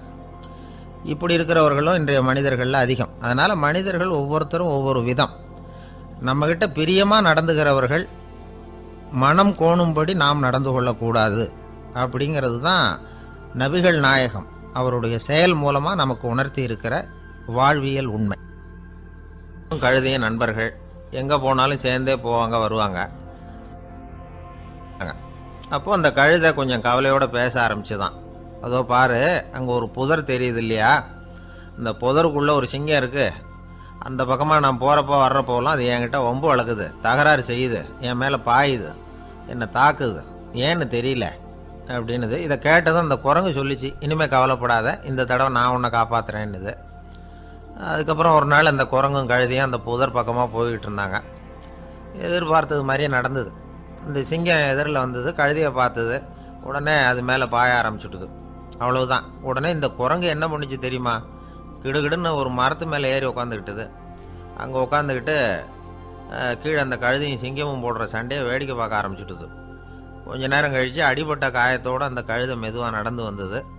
குரங்கும் மெல்ல மரத்தை விட்டு கீழே இறங்கிச்சு. இப்போ கழுதை கேட்டுது, என்னை காப்பாத்துறேன்னு சொல்லிவிட்டு காலை வாரி விட்டுட்டியே, நீ பாட்டுக்கு மரத்து மேலே ஏறி உட்காந்துக்கிட்டே, அது நியாயமானது. குரங்கு பரிதாபமாக அதை பார்த்துது. நான் மரத்து மேலே இருந்து நீங்கள் 2 பேரும் சண்டை போட்டதை பார்த்துக்கிட்டு தான் இருந்தேன். உன்னோட சத்தம் தான் அதிகமாக இருந்தது, அது நீ சிரிக்கிற மாதிரி எனக்கு கேட்டுது, அதனால் நீ தான் ஜெயிச்சுக்கிட்டு இருக்க போல இருக்கு அப்படின்னு நினச்சிவிட்டேன்னு. இன்றைக்கி பல பேர் இப்படி தான் இருக்கிறாங்களாம். யார் ஜெயிக்கிறாங்க யார் தோக்குறாங்கங்கிறத முகத்தை பார்த்து கூட கண்டுபிடிக்க முடியறதில்ல, பேசுகிற பேச்சை வச்சு கூட கண்டுபிடிக்க முடியறதில்ல. தோற்கிறவங்க கூட சிரிக்கிற மாதிரி முகத்தை வச்சுக்கிறான். இன்றைய மனிதர்கள்கிட்ட ஏகப்பட்ட முரண்பாடுகள். பொய் முகங்களோட உலவுகிறவர்கள் தான் அதிகம். உண்மை முகம் எங்கே இருக்குது அப்படிங்கிறத புரிஞ்சுக்கிட்டு நண்பர்களை தேர்ந்தெடுக்கணும் அப்படிங்கிறது ஒரு முக்கியமான கருத்து. கடவுள் இந்த உலகத்தை படைச்சுட்டு அதுக்கப்புறமும் கொஞ்ச நாள் இங்கேயே தங்கியிருந்தாராம். அப்போ தான் அவருக்கு ஒரு உண்மை புரிஞ்சுதான், இந்த உலகத்தில் தங்கி இருக்கிறது எவ்வளவு இடைஞ்சல்னு. தினமும் மனிதர்கள் தேடி வந்து ஏதாவது புகார் சொல்லிக்கிட்டே இருந்தாங்களாம், எனக்கு அது வேணும் இது வேணும்னு கேட்டுக்கிட்டே இருந்தாங்களாம். சில பேர் வந்தாங்க, நாங்கள் வந்து விவசாயம் பண்ணுறோம், தண்ணி இல்லாமல் பயிர் காயுது, எங்களுக்கு மழை வேணும் அப்படின்னாங்க. அவங்க போனதும் அதுக்கப்புறம் சில பேர் வந்தாங்க, நாங்கள் வந்து மண்பானை செய்கிறவங்க, நிறைய பானை செஞ்சு வச்சுருக்குறோம், மழை பெஞ்சால் எல்லாம் கரைஞ்சி வீணாக போயிடும், அதனால் இன்றைக்கி மழை பெய்யக்கூடாதுன்னாங்க. கடவுள் பார்த்தார், அவருக்கு என்ன பண்ணுறதுன்னே தெரியல, ஏகப்பட்ட குழப்பம், தலையை பிச்சுக்கலாம் போல் இருந்தது, கிட்டத்தட்ட பைத்தியம் பிடிக்கிற அளவுக்கு ஆயிட்டுது. எல்லாருடைய ஆசைகளையும் அவரால் நிறைவேற்ற முடியல, ஏன்னா ஒன்றுக்கு ஒன்று முரண்பாடாக இருந்தது. ஒரு நாள் தன்னுடைய அமைச்சரவையை கூட்டி ஆலோசனை கேட்டார், என்ன செய்யலான்னு சொல்லுங்கன்னார். இது என்ன பிரமாதம், பேசாமல் இமயமலை அடிவாரத்தில் போய் உட்காந்துங்க, யாரும் தொந்தரவு பண்ண மாட்டாங்கன்னாங்க. அங்கேயும் மனிதர்கள் வர ஆரம்பிச்சுருவாங்களேன்னார் கடவுள். சரி அப்படின்னா சந்திரனில் போயிருந்துக்கலாமேன்னாங்க. அங்கேயும் மனுஷன் குடி வர போகிறான் அப்படின்னார் கடவுள். வெகு தூரத்துக்கு அப்பால் உள்ள நட்சத்திர மண்டலத்துக்கு போயிடலான்னாங்க. இதெல்லாம் நிரந்தர தீர்வாகாது, நிரந்தரமாக இந்த மனிதனுடைய தொல்லையிலேருந்து நான் விடுபடணும், அதுக்கு ஏதாவது வழி சொல்லுங்கன்னார் கடவுள். ஒரு வயசான ஆள் வந்தார், கடவுளுக்கு காதோட காதாக ஒரு வழியை சொன்னார். கடவுளுக்கு முகம் மலர்ந்தது, அதுதான் சரி, அப்படியே செஞ்சுடலான்னார். அந்த ஆள் சொன்ன ரகசியம் என்ன தெரியுமா, மனிதனால் அடைய முடியாத ஒரு இடம் இருக்குது, அது வேறு எங்கேயும் இல்லை, அவனுக்கு உள்ளே இருக்குது, அங்கே போய் மறைஞ்சிங்க, அதுக்கப்புறம் மனிதர்களால் உங்களுக்கு தொந்தரவு இருக்காதுன்னார். மனிதன் நினைக்காத இடம் அதுதான். அதாவது உள்ளுக்குள்ளே இருக்கிற உண்மையை புரிஞ்சிக்காம வெளியில் எங்கேயோ அது இருக்கிறதாக நினச்சி வரட்டிக்கிட்டு அலையிறான் மனுஷன். உள்ளே இருக்கிற உண்மை புரிஞ்சா நாம் தன்னம்பிக்கையோடு தலை நிமிர்ந்து வாழலாம். வேடிக்கையாக ஒரு கதை சொல்லுவாங்க, இதை பாருங்கள், நம்ம பையன் எங்கே பணம் வச்சாலும் எடுத்து விடுறான், என்ன பண்ணுறதுன்னாங்க அம்மா. அப்பா கொஞ்சம் நேரம் யோசனை பண்ணார், அதுக்கப்புறம் சொன்னார், அவன் கண்ணில் படாத இடமா, நம்ம வீட்டில் இருக்கிறது ஒரே இடம் தான், அங்கே பணத்தை வை திருட்டு போகாதுன்னார். அது எந்த இடம்னு கேட்டாங்க. அதுதான் அவன் பாட புஸ்தகம், அதில் வச்சிரு, அவன் தொடவே மாட்டான், பாட புத்தகத்தை தொடாமல் பரீட்சையில் வெற்றி பெற முடியாது அப்படிங்கிறத புரிஞ்சுக்கணும். உள்ளே இருக்கிற உண்மையை தொடாமல் வாழ்க்கையில் வெற்றி பெற முடியாது. அதனால் உண்மையை புரிஞ்சுக்கிட்டால் வாழ்க்கையில் வெற்றி நிச்சயம். அவனுக்கு வயசாயிட்டுது. இந்த கவலை பயம் எல்லாமும் அதிகமாயிட்டுது. மரண பயம், ராத்திரியில் சரியாக தூங்க முடியல, இப்படி ஆயிட்டுது நிலைமை. அந்த அரசன் ஏற்கனவே எப்படின்னா போர்க்களங்களில் எத்தனையோ பேரை ஓட ஓட விரட்டியிருக்கிறான். இருந்தாலும் இப்போ அந்த துணிச்சல்லாம் எங்கேயோ போயிட்டுது. பேசாமல் படுத்துருக்கிறான். அப்படியே படுத்தாலும் தான் தூக்கம் வர மாட்டேங்குது. என்ன பண்ணலாம்னு யோசித்தான் இந்த மன்னன். உடனே எல்லா அமைச்சர்களையும் கூப்பிட்டான். எனக்கு நிம்மதி இல்லை, எதை நினச்சாலும் பயமாக இருக்குது, எனக்கு ஒரு ஆலோசனை சொல்லுங்க அப்படின்னா. என்ன ஆலோசனை வேணும் அப்படின்னு சொல்லி கேட்டாங்க. எனக்கு ஒரு நெருக்கடியான சந்தர்ப்பம் ஏற்பட்டு போச்சுன்னு வச்சுக்கோங்க. அந்த நேரத்தில் நீங்கள் யாருமே என் பக்கத்தில் இல்லை ஆலோசனை சொல்கிறதுக்கு அப்படின்னா, அந்த சமயத்தில் எனக்கு உபயோகப்படுற மாதிரி ஒரு வாசகம், பொன்மொழி ஏதாவது சொல்லுங்கள். அதை நான் என்னுடைய வைர மோதிரத்துக்கு அடியில் பதிச்சு வச்சுக்கிறேன் அப்படின்னார். தேவைப்படுறப்போ உதவும் அப்படிங்கிறதுனால. அவர் போட்டிருந்த மோதிரமும் அதுக்கு தகுந்த மாதிரியே திறந்து மூடுறது மாதிரி அமைஞ்சிருந்தது. ஏதாவது வாசகம் எழுதுனா உள்ற வச்சுக்கலாம், அதுக்கான வசதி அதில் இருந்தது. அமைச்சர்கள்லாம் யோசனை பண்ணாங்க. இது மாதிரி ராஜா கேட்குறாரே, என்ன வாசகம், அதாவது பொன்மொழி சொல்லலாம் அப்படின்னு எல்லாரும் யோசனை பண்ணாங்க. ஒருத்தருக்குமே சரியாக தோணலை, ஒரே குழப்பமாக இருந்தது. ஏன்னா நெருக்கடியான சமயத்தில் உபயோகப்படுறது மாதிரி ஒரு பொன்மொழி வேணும்னு சொல்லியிருக்கிறார். அப்படி இப்படி யோசித்து பார்த்தா ஒன்றுமே தோணலை. எல்லாரும் குழம்பிக்கிட்டு இருந்த நேரத்தில் ஒரு பெரியவர் அந்த பக்கமாக வந்தார். அவர் சொன்னார், நான் வேணும்னா அதுக்கு பொருத்தமாக ஒரு வாக்கியம் சொல்கிறேன், ஆனால் ஒரு நிபந்தனை. அதை யாரும் ரொம்ப ஆர்வம் காரணமாக அவசரப்பட்டு படிச்சிடக்கூடாது. அதை ரகசியமாக அந்த மோதிரத்துக்குள்ளே எழுதி வச்சுக்கணும். எப்போவாவது இக்கட்டில் மாட்டிக்கிற சமயத்தில் மட்டும் வேறு வழியே இல்லை அப்படிங்கிற நிலைமையில் மட்டும்தான் அதை திறந்து பார்க்கணும். அப்படி நீங்கள் இருக்கிறதா இருந்தால் நான் அதை சொல்கிறேன் அப்படின்னார் அந்த பெரியவர். சரின்னு ஒத்துக்கிட்டாங்க எல்லாரும். அதே மாதிரி அவர் ஒரு வாக்கியத்தை சொன்னார். அவர் சொன்ன வாக்கியத்தை ரகசியமாக மோதிரத்துக்குள்ளே பதிச்சு மூடியாச்சு. ராஜா அதை விரலில் மாட்டிக்கிட்டார். கொஞ்ச நாள் ஆச்சு. அந்த ராஜாவுக்கு ஒரு சோதனை வந்தது. என்ன சோதனைன்னா, அடுத்த நாட்டு மன்னன் படையெடுத்துக்கிட்டு வந்துட்டான். அவன் இவர்கிட்ட ஏற்கனவே தோற்று போனவன், ஒரு வெறியில் வந்திருக்கிறான். தோற்று போனவன் மறுபடியும் சண்டைக்கு வந்தால் எப்படி வருவானோ அப்படி வர்றான். ஒரு வெறியில் வந்தான், ஜெயிச்சுட்டான். என்னாச்சு இவரோட நிலைமைன்னா, நாட்டை இழந்துட்டார், எல்லாத்தையும் இழந்துட்டார். கடைசியாக ஒரு அடிபட்ட குதிரையில் ஏறி தப்பிச்சு போயிட்டார், வேறு வழி இல்லைன்னு. பின்னாடி துரத்திக்கிட்டு வராங்க. இவர் ஒரு மலை உச்சிக்கு போயிட்டார். அதுக்கும் அப்பால் போக முடியாது, ஏன்னா அந்த பக்கம் பயங்கர பள்ளம். உல்லாச பயணிகள் கண்டு கழிக்கிற இடம் அது. ஆனால் இவருக்கு அது சாவு பயணத்தின் வாசல், திரும்பவும் முடியாது. அவ்வளவு குறுகிய பாதை அது, வேறு வழியே இல்லை. இந்த நேரம் சூரிய ஒளி மோதிரத்தில் பட்டு மின்னிச்சு. உடனே இவருக்கு ஞாபகம் வந்தது. மோதிரத்தை திறந்து படிக்கிறார். அதில் இருந்த வாசகம், இந்த நிலையும் மாறிவிடும், this too will pass away. அவருக்கு ஒரு தைரியம் வந்தது. பின்னாடி வந்தவங்களும் திசை மாதிரி வேறு எங்கேயோ தேடி போயிட்டாங்க. அவங்க விரட்டிக்கிட்டு வரலன்னா இவ்வளவு அழகான ஒரு இடம் இருக்கிறதே எனக்கு தெரியாமல் போயிருக்குமேன்னு நினச்சார். இவ்வளவு அழகை ரசிக்கிறதுக்காக ஒரு நாட்டையே கூட இழக்கலாம்னு தோணுச்சு அவருக்கு. அமைதியாக அந்த அழகை ரசித்தார். எதிரிகள்லாம் எங்கேயோ போயிட்டாங்க. மன்னர் நாடு திரும்பினார். மறுபடியும் படைகளை திரட்டினார். கொஞ்ச நாளில் படை எடுத்துக்கிட்டு போனார். யாருக்கிட்ட தோற்று போனாரோ அவரையே வெற்றி கண்டு திரும்பி வர்றார். வரவேற்பு விழா பிரமாவப்படுது. ஆடல் பாடல் கோலாகலம். இதை பார்த்ததும் அந்த ராஜாவுக்கு தலைகால புரியல. நம்மளை இனிமேல் யாராலையும் ஜெயிக்க முடியாதுன்னு நினச்சார். அகம்பாவம் லேசாக எட்டி பார்த்தது. இப்போ மறுபடியும் சூரிய ஒளிப்பட்டு மோதிரம் மின்னிச்சு. அதை திறந்து மறுபடியும் படிக்கிறார். இந்த நிலைமையும் மாறிவிடும், this too will pass away. அவ்வளவுதான். அவர் மனசு அடங்க ஆரம்பிச்சுட்டுது, ஆணவம் போயிட்டுது. இதிலேருந்து நாம் தெரிஞ்சுக்க வேண்டியது என்னென்னா, எந்த சூழ்நிலையிலையும் நாம் கவலைப்பட வேண்டியதில்லை. ஏன்னா இங்கே எதுவுமே நிரந்தரம் இல்லை. அந்த ராஜா மாதிரியே நம்ம ஆள் ஒருத்தன் ஒரு மோதிரம் போட்டிருந்தான், அதுக்குள்ளே அவன் எழுதி வச்சுருந்த வாசகம், எதுக்கும் கவலைப்படாதே அப்படிங்கிறது தான். ஒரு நாள் பயங்கரமான கவலையோடு உட்காந்துருந்தான். பக்கத்தில் இருந்தவங்க சொன்னாங்க, இது மாதிரி சந்தர்ப்பத்தில் தான் நீ உன் மோதிரத்தை திறந்து பார்க்கணும்னாங்க. இவனுக்கு கவலையோடு எரிச்சலும் சேர்ந்துக்கிட்டது. அது எப்படி முடியும், இப்போ திருட்டு போனது என்னோட அந்த மோதிரம் தானே அப்படின்னு சொல்லிவிட்டு தலையில் கை வச்சுட்டு உட்காந்துட்டான். இப்படிலாம் சொல்கிறது உண்டு. இருந்தாலும் நாம் எந்த சூழ்நிலையிலையும் கவலைப்பட வேண்டியதில்லை அப்படிங்கிற உண்மையை புரிஞ்சுக்கணும். அப்படி கவலையை வெல்றதுக்கான வழி தெரிஞ்சுட்டதுன்னா வாழ்க்கையில் வெற்றி நிச்சயம். உங்கள் பையன் எப்படி சார் இருக்கான் அப்படின்னு விசாரித்தார் ஒருத்தர். அவன் என்ன சார், எதை சொன்னாலும் காதில் வாங்க மாட்டேங்கிறான், அவன் பாட்டுக்கு போகிறான் வர்றான் அப்படின்னு சொல்லி அழுத்துக்கிட்டார் அப்பா. பெரியவங்க சொல்கிறத சின்ன பிள்ளைங்க கேட்கறது இல்லைங்கிறது ஒரு குறை. பெரியவங்க சொல்கிறது சின்ன பிள்ளைங்க காதிலேயே விழறது இல்லைங்கிறது ஒரு குறை. இது கொஞ்சம் சீரியஸான விஷயம், கவனித்து பார்க்கணும். ஒரு குழந்தைக்கு காது சரியாக கேட்குதா இல்லையா அப்படிங்கிறத நாம் தான் கவனித்து பார்த்து கண்டுபிடிக்கணும். அதுவாக நம்மக்கிட்ட தவழ்ந்து அப்பா எனக்கு காது கேட்கல, அழைச்சிட்டு போங்க டாக்டர்கிட்ட அப்படின்னுலாம் சொல்லிகிட்டு இருக்காது. அது சரி, ஒரு குழந்தைக்கு காது சரிவர கேட்குதா இல்லையா அப்படிங்கிறத முன்கூட்டியே நாம் தெரிஞ்சுக்கிறது எப்படி? அதுக்கு சில வழி இருக்குது. உங்கள் குழந்தைய கொஞ்சம் அப்படி கவனித்து பாருங்கள்.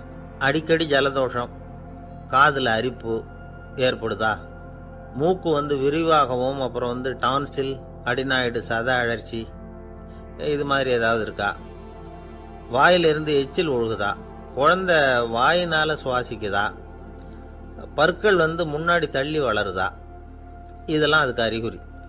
அப்புறம் இந்த VBDF TH இப்படி இந்த ஒலிகள் சேர்ந்த வார்த்தைகளை குழந்தை சரியாக புரிஞ்சுக்காது.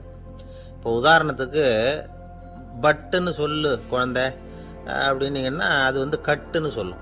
அதாவது பட்டு சவுண்டை அதால் புரிஞ்சுக்க முடியல. அப்புறம் உங்கள் குழந்தை உங்களை உறக்க பேச சொல்கிறானா, அடிக்கடி கேள்வி கேட்குறானா, சாப்பிட்றப்போ கவனம் இல்லாமல் இருக்கானா, படிப்பில் போதுமான முன்னேற்றம் இல்லையா, வகுப்பில் சரியாக கவனிக்கிறது இல்லையா, இப்படிலாம் இருந்தால் ஆரம்பத்திலேயே டாக்டர்கிட்ட அழைச்சிட்டு போய் சிகிச்சையை ஆரம்பிச்சுடலாம், குணப்படுத்திவிடலாம். குழந்தைக்கு காது சரியாக கேட்கலன்னா நீங்கள் செய்ய வேண்டியது என்ன தெரியுமா? அவனுக்கு காது கேட்கலேங்கிறதுக்காக அவன் முன்னாடி சத்தம் போட்டு பேசக்கூடாது. மெதுவாக சீராக பேசணும், அவனை பார்த்து பேசணும். உங்கள் உதட்டு அசைவுகள் அவனுக்கு உதவும், அதை பார்த்தே புரிஞ்சுக்குவான். நீங்கள் வாயில் வெத்தலை பாக்கு போட்டுக்கிட்டோ புகை பிடிச்சிக்கிட்டோ பேசக்கூடாது. அப்படி பேசினா அவனால் அந்த உச்சரிப்பை சரியாக புரிஞ்சுக்க முடியாது. ஒரு வார்த்தையை சொல்கிறீங்க, அவனுக்கு புரியல அப்படின்னா அதே வார்த்தையை மறுபடியும் சொல்லணும். அவனுக்கு நீங்கள் முதல்ல சொன்ன வார்த்தை புரியலேன்னு நினச்சிக்கிட்டு மறுபடியும் திருப்பி சொல்கிறப்போ அதே அர்த்தம் வரக்கூடிய வேற வார்த்தையை சொல்லக்கூடாது. இப்படிலாம் நடந்துக்கிட்டா அவனுக்கு மன திடத்தை ஏற்படுத்த முடியும். இல்லைன்னா அவனுக்கு தாழ்வு மனப்பான்மை வந்துடும். குழந்தைக்கு காது கோளாறுன்னா ஆரம்பத்திலேயே டாக்டர்கிட்ட அழைச்சிட்டு போனால் போதும், குணப்படுத்தி விடலாம். அப்புறம் பார்த்துக்கலாமே அப்படின்னு அலட்சியமாக இருந்துட்டாதான் கஷ்டம். சில பேர் கோபத்தில் சின்ன பிள்ளைங்க காதை பிடிச்சி திருகிறது உண்டு. இது ரொம்ப தப்பு. காது கையோடு வந்துட்டா என்ன பண்ணுறது? ஒரு வேடிக்கை கதை, அது கதை தான், நிஜமாக நடந்ததில்லை, அது மாதிரி நடக்காது. ஒரு வேடிக்கைக்காக சொல்லப்படுற கதை. அதாவது ஒரு வீட்டில் அப்பா அம்மாவை பார்த்து சொல்லிகிட்டு இருக்கார், இதை பாரு, நாளைக்கு காலையில் என்னை சீக்கிரம் எழுப்பி விட்டுரு, நான் செங்கல்பட்டு வரைக்கும் போயிட்டு வர வேண்டியிருக்கு அப்படின்னாராம். இதை அவங்க பையன் காதில் வாங்கிட்டு இருக்கான். அப்பாவுக்கு சிரமம் வேண்டாமே அப்படின்னு நினச்சி அவனே காலையில் யாருக்கும் தெரியாமல் எழுந்திரிச்சு புறப்பட்டு செங்கல்பட்டு போட்டான். சாயந்தரமாக திரும்பி வந்தான். அப்பா பையனை காணாமல் அலமோதிக்கிட்டு இருக்கிறார். சாயந்தரமாக பையனை பார்த்ததும் எங்கடா போயிட்டு வந்தேன்னு கேட்டார் கோவமா.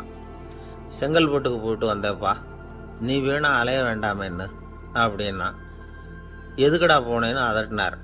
அதான்ப்பா, நீ நேற்று அம்மா கிட்ட சொல்லிக்கிட்டு இருந்த, அதை காதில் வாங்கினேன், உனக்காக நான் போயிட்டு வந்தேன் அப்படின்னா. உடனே எந்த காதில் வாங்கினேன் அப்படின்னு சொல்லி காதை பிடிச்சி திருகுனார். அந்த காது கையோடு வந்துட்டுது. இது நடந்து கொஞ்ச நாள் கழித்து அந்த அப்பாவும் பையனும் கடத்தெருவில் போயிட்டு இருக்கிறாங்க. எதிரில் ஒரு நாய் ஓடி வந்தது. அதுக்கு 2 காதும் இல்லை. என்ன இது, இந்த நாய்க்குட்டிக்கு 2 காதும் இல்லை அப்படின்னார் அப்பா. அதுக்கு பையன் சொல்கிறான், அப்பா அது 2 தடவை செங்கல்பட்டுக்கு போயிட்டு வந்திருக்கோம் அப்படின்னானா. ஒரே ஒரு ஊரில் ஒரு அம்மா இருந்தாங்க. அந்த அம்மாவுக்கு ஒரே ஒரு பிள்ளையாண்டான். அவனுக்கு ரொம்ப அக்கறையோடு கல்யாணம் பண்ணி வச்சாங்க. கல்யாணம் முடிஞ்சதும் மருமக பொண்ணு வீட்டுக்கு வந்து சேர்ந்தது. அப்பாடா, என் கடமை முடிஞ்சது, இனிமே அக்கடான்னு எங்கேயாவது ஒரு மூலையில் படுத்து கிடக்கலாம் அப்படின்னு நினச்சாங்க அந்த அம்மா. ஆனால் நினைக்கிறபடி எங்கே நடக்குது? அதுக்கப்புறம் தான் பிரச்சனையே ஆரம்பமாச்சு. மருமகள் குணம் சரியில்லை, ஒரு மாதிரி. அந்த பொண்ணு வீட்டுக்கு வந்ததுமே முதல் வேலையாக மாமியாரை பார்த்து, அதுதான் நான் வந்துட்டேன்ல, இனிமேல் உங்களுக்கு என்ன வேலைங்க, புறப்பட வேண்டியது தானே, காசி ராமேஸ்வரம்னு எங்கேயாவது போங்க அப்படின்ட்டு தான். மாமியாரை பார்த்தாங்க, கொஞ்சம் யோசனை பண்ணாங்க. இந்த பாருமா, நீ இப்படி சொல்கிறதுக்கு முன்னாடியே வீட்டை விட்டு புறப்படணுங்கிற முடிவுக்கு நான் வந்துட்டேன். வீட்டை மட்டும் இல்லை, இந்த உலகத்தை விட்டே கூட போகிறதுக்கு தயாராக இருக்கிறேன். ஆனால் ஒரே ஒரு விஷயத்துக்காக என் உயிரை கையில் பிடிச்சிக்கிட்டு இருக்கிறேன் அப்படின்னாங்களாம். என்ன விஷயம்னு கேட்டது இந்த மருமக பொண்ணு. வேற ஒன்றும் இல்லை, என் பிள்ளைக்கு கல்யாணம் பண்ணி வச்சுட்டேன். ஒரு பேர புள்ள பிறந்து அதை என் கண்ணால் பார்த்துட்டேன்னா நான் எங்கே வேணும்னாலும் போகிறதுக்கு தயாராக இருக்கிறேன் அப்படின்னாங்களாம் அந்த மாமியார். மாமியார் இப்படி சொல்கிறதுலேயும் நியாயம் இருக்கிறதாக பட்டுது அந்த பொண்ணுக்கு. சரி, அப்படியே இருந்து பார்த்துட்டு போகலாம் அப்படின்னு அனுமதி கொடுத்தது. கொஞ்ச காலத்தில் ஒரு பேரன் பிறந்தான். அந்த அம்மாவும் பேரனை கண்ணால் பார்த்துட்டாங்க. சரி, பேரனை பார்த்தாச்சுல்ல, இனிமேல் புறப்பட வேண்டியது தானே அப்படின்னது மருமக பொண்ணு. மாமியார் பார்த்தாங்க, நீ சொல்கிறது சரிதாம்மா, அதில் ஒன்றும் தப்பு இல்லை. என்னோட பேரன் உங்களை அம்மா அப்பான்னு கூப்பிடுறதை என் காது குளிர கேட்டுட்டு போயிடுறேனே அப்படின்னாங்களாம். சரி, அந்த ஆசையை நிறைவேறட்டும் அப்படின்னு காத்துக்கிட்டு இருந்தாங்க. பேரன் வளர்ந்தான், நடந்தான், பள்ளிக்கூடம் போனால் பெரியவனானான். மருமக பொண்ணு மறுபடியும் மாமியாரை விரட்ட ஆரம்பிச்சுட்டுது, இன்னும் புறப்புள்ளையான்னு. இதை பாருமா, இது வரைக்கும் இருந்துட்டேன்.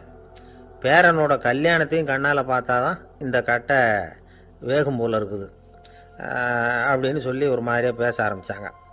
இதுவும் நியாயமான ஆசையாக தான் படுது அப்படின்னு அது யோசிச்சிருக்கு அந்த பொண்ணு. சரின்னு அதுக்கும் ஒத்துக்கிட்டது. உடனே பேரனுடைய கல்யாணமும் முடிஞ்சது ஒரு வழியாக. இனிமே ஒரு நொடி கூட இங்கே இருக்கக்கூடாது, புறப்படுங்க அப்படின்னு மாமியாரை விரட்டிச்சான் அந்த பொண்ணு. இப்போ அந்த மாமியார் தன்னோட மருமகளை பார்த்து சொல்கிறாங்க, இதோ கிளம்பிட்டேம்மா, என் மூட்டை முடிச்செல்லாம் கட்டிக்கிட்டேன், புறப்பட்டுவிட்டேன். அப்படியே நீயும் உன் துணிமணிகளை மூட்டை கட்டிக்கிட்டு கிளம்பிடும், என்னோட சேர்ந்து 2 பேருமா சேர்ந்து போயிடலாம் அப்படின்னாங்களாம். அந்த பொண்ணு முழிக்குது. முழிக்காதே, உனக்கும் ஒரு மருமக வந்துட்டா, இனிமேல் நீயும் ஒரு மாமியார் தானே, உனக்கும் இனிமேல் இங்கே வேலை இல்லை, புறப்படு அப்படின்னாங்களாம். அப்போ தான் அந்த பொண்ணு சிந்திக்க ஆரம்பிச்சுதான், தன்னோட தவறு புரிஞ்சுதான். இந்த தகவலை கேட்டுக்கிட்டு இருக்கிற மருமகள்லாம் இதை பற்றி கொஞ்சம் யோசித்து பார்க்கணுங்கிறதுக்காகத்தான் இதை சொல்கிறோம் மாமியார்கள் சார்பாக. கொஞ்ச நாளைக்கு முன்னாடி ஒரு பொண்ணை பார்த்து பேசுகிற சந்தர்ப்பம் கிடைச்சிது ஒரு கல்யாண வீட்டில். அந்த பொண்ணு சொல்லிச்சு, சார் எனக்கு கல்யாணம் ஆகி 15 வருஷம் ஆகுது, நான் மாமியார்கிட்ட சண்டை போட்டதே இல்லை அப்படின்னு ரொம்ப அடக்கமாக சொல்லிச்சு. அது எப்படிம்மா சாத்தியமாச்சுன்னு கேட்டோம். எனக்கு கல்யாணம் ஆகி 15 வருஷம்தான் ஆச்சு, ஆனால் என் மாமியார் செத்து போய் 20 வருஷத்துக்கு மேலே ஆயிட்டுது அப்படின்னுது. லோகமானிய பாலகங்காதர திலகர் இருந்தார்ல, அவருக்கு 15 வயசுலேயே கல்யாணம் நடந்துதான். மனைவி பேர் தபிபாய், ரொம்ப பெரிய குடும்பத்து பொண்ணு, நல்ல குணம். அவங்க குடும்பம் நடத்திக்கிட்டு இருக்கிறாங்க. அந்த காலத்தில் திருடர்கள் பயம் அதிகம். இந்த காலத்தில் மட்டும் என்னன்னு கேட்குறீங்களா? நீங்கள் கேட்குறது நியாயம்தான். இருந்தாலும் இந்த காலத்து திருடனுக்கும் அந்த காலத்து திருடனுக்கும் ஒரு முக்கியமான வித்தியாசம் உண்டு. அதாவது அந்த காலத்து திருடன்லாம் நியாயம் அநியாயம் பார்க்குறது உண்டு, இந்த காலத்தில் அப்படி பார்க்குறது இல்லை. அந்த காலத்தில் திருட வர்றவங்கள்ட்ட கூட ஒரு தார்மீக உணர்வு உண்டாம். அதாவது அப்போ உள்ள கொள்ளைக்காரங்க எதை களவாடினாலும் சரி, அரிசியை மட்டும் களவாடுறது இல்லையா, அப்படி ஒரு கொள்கை. அதனால் பாருங்கள், அந்த காலத்து பெண்கள் நகை நட்டுகளை பத்திரமா வைக்கணும்னா பெட்டியில் வைக்கிறதில்ல, அரிசி பானையில் போட்டு வச்சு விடுறது. இப்போல்லாம் பேங்க்கில் சேஃப்டி லாக்கர்னு இருக்குல்ல, அது மாதிரி அந்த காலத்தில் சேஃப்டி லாக்கருங்கிறது அரிசி பானை. இந்த வளையல், மூக்குத்தி, தோடு இப்படி எதுவாக இருந்தாலும் அதில் போட்டு பத்திரமா வச்சுருவாங்க. திருடன் அரிசி பானை பக்கம் போகிறதில்ல. ஏன்னா சாப்பிட்ற விஷயத்தில் கை வைக்கக்கூடாது, அது பாவம் அப்படின்னு அவன் நினைக்கிறான். திலகரோட மனைவி தபிபாயும் அதே மாதிரி தன்னுடைய ஆபரணங்களை ஒரு அரிசி பானைக்குள்ளே போட்டு மூடி வச்சுருந்தாங்களாம். இப்படி இருந்தப்போ ஒரு நாள் ஒரு பிச்சைக்கார பொண்ணு வீடு வீடாக பிச்சை கேட்டுக்கிட்டே வந்திருக்குது. திலகர் வீட்டுக்கும் தர்மம் போடுங்க தாயே அப்படின்னு தான் அந்த பொண்ணு. அந்த அம்மா தபிபாய் காதில் இது விழுந்திருக்கு. உடனே கை நிறைய அரிசி அள்ளிக்கிட்டு போட்டிருக்கு. பாத்திரத்தில் அரிசியை போட்டதுக்கு அப்புறம் தான் தெரியுது, பளிச்சுன்னு கண்ணில் படுது. அதாவது அந்த அம்மாவோட வைர மூக்குத்தி ஒன்று அரிசியோடு சேர்ந்து அந்த பிச்சைக்கார பொண்ணு பாத்திரத்தில் போய் விழுந்துட்டுது. இந்த அம்மாவுக்கு மனசுக்குள்ளே குழப்பம், என்ன இப்படி ஆகிட்டுதே, மூக்குத்தி போயிட்டுதே, பிச்சை பாத்திரத்துலேருந்து அதை எப்படி எடுக்கிறது அப்படின்னு தயக்கம், வாயை திறந்து அதை கேட்கறதுக்கும் கூச்சம். திண்ணையில் உட்கார்ந்திருந்த திலகர் இவ்வளவையும் பார்த்துக்கிட்டு இருக்கிறார். மனைவியின் மனசுக்குள்ள நடக்கிற மௌன போராட்டத்தை அவர் நல்லா புரிஞ்சுக்கிட்டாராம். மனைவியை பார்த்து சொன்னாராம், தபீபாய், இது தெய்வ சம்மதம். அவளுக்கு சேர வேண்டிய மூக்குத்தி அவகிட்ட போயிட்டுது. பிச்சை பாத்திரத்தில் விழுந்த மூக்குத்தியை எடுக்க வேணாம் அப்படின்னாராம். சரின்னு சொல்லிவிட்டு மேற்கொண்டு எதுவும் சொல்லாமல் அந்த அம்மா வீட்டுக்குள்ளே போயிட்டாங்களாம். இந்த காலத்துலலாம் அது மாதிரி நடக்குமா? வெறும் அரிசியை போட்டுட்டு விவகாரம் பண்ணிட்டு இருக்க மாட்டோமா? ஒரு பெரிய மனுஷன் வீட்டுக்கு ஒரு பிச்சைக்காரன் வந்தான். ஐயா, நாங்கள் பிச்சைக்காரங்கள்லாம் சேர்ந்து ஒரு சங்கம் வச்சுருக்குறோம், அதுக்கு நிதி சேர்க்குறோம், அதுக்கு ஒரு 100 ரூபா கொடுத்தீங்கன்னா எங்களுக்கு பெரிய உதவியாக இருக்கும் அப்படின்னானா. அதெல்லாம் ஒன்றும் கொடுக்க முடியாது போ அப்படின்னாரான் அவர். அப்படின்னா ஒரு 50 ரூபாயாவது கொடுங்களேன் அப்படின்ட்டுருக்கான். அதுவும் முடியாதுன்னு சொல்லிவிட்டார். 25 ரூபா அப்படின்ட்டுருக்கான். எதுவும் முடியாது அப்படின்னாரான். சரிங்க, இவ்வளவு பெரிய வீட்டுக்கு வந்துட்டு வெறுங்கையோடு திரும்புறது நல்லா இருக்காது, அதனால சும்மா ஒரு 1 ரூபா மட்டுமாவது கொடுங்க அப்படின்ட்டுருக்கான் அவன். ஒரு பைசா கூட என்கிட்ட கிடையாது அப்படின்னு விட்டாரான் இவர். அப்படின்னா நீங்கள் ஒரு காரியம் பண்ணுங்களேன் அப்படின்னானா அவன். என்ன செய்யணும் அப்படின்ட்டுருக்கார். எங்கள் சங்கத்தில் நீங்களும் ஒரு மெம்பராக சேர்ந்துருங்க அப்படின்னானா. காஞ்சிபுரத்தில் பல்லவ ராஜா ஒரு கோவில் கட்டினார், கைலாசநாதர் கோவில். அதுக்கு கும்பாபிஷேகம் பண்ணுறதுக்கு ஒரு நாள் குறிப்பிட்டு அதுக்கு வேண்டிய ஏற்பாடுகள்லாம் பண்ணினார். முதல் காரியமாக கடவுளை வேண்டிக்கிட்டார், நீங்கள் இந்த கும்பாபிஷேகத்துக்கு நேரில் வந்து கலந்துக்கணும்னார். கடவுள் அந்த ராஜா கனவுல வந்தார். நீ கும்பாபிஷேகம் வச்சிருக்கிற அதே நாளில் அதே நேரத்தில் எனக்கு இன்னொரு ஊரில் ஒரு கும்பாபிஷேகம் இருக்குது, அதுக்கு போக வேண்டியிருக்கு. அதாவது திருநின்ற ஊரில் என்னுடைய பக்தர் ஒருத்தர், அவரும் ஒரு கோயில் கட்டி கும்பாபிஷேகம் செய்கிறார், நான் அதுக்கு போக வேண்டியிருக்கு, அதனால் உன்னுடைய தேதியை நீ மாற்றி வச்சுக்கோ அப்படின்னார். கடவுள் தான் எங்கேயும் இருக்கிறவராச்சே, அவர் நினச்சா 2 இடத்துலையும் இருந்து கோயில் கும்பாபிஷேகத்தை நடத்த முடியாதா? ஏன் அப்படி செய்யலை? அது ஒரு முக்கியமான காரணத்துக்காகத்தான். திருநின்ற ஊரில் இருந்த பூசலாருங்கிற அந்த அடியாரின் பெருமையை இந்த உலகத்துக்கு எடுத்து காட்டணுங்கிறதுக்காகத்தான் கடவுள் அந்த ராஜா கிட்ட அப்படி சொன்னார். சரி, அந்த அடியார் அப்படி என்னதான் பெருசாக கோயில் கட்டி விட்டார்? ராஜா கட்டின கோயிலை விட பெருசா?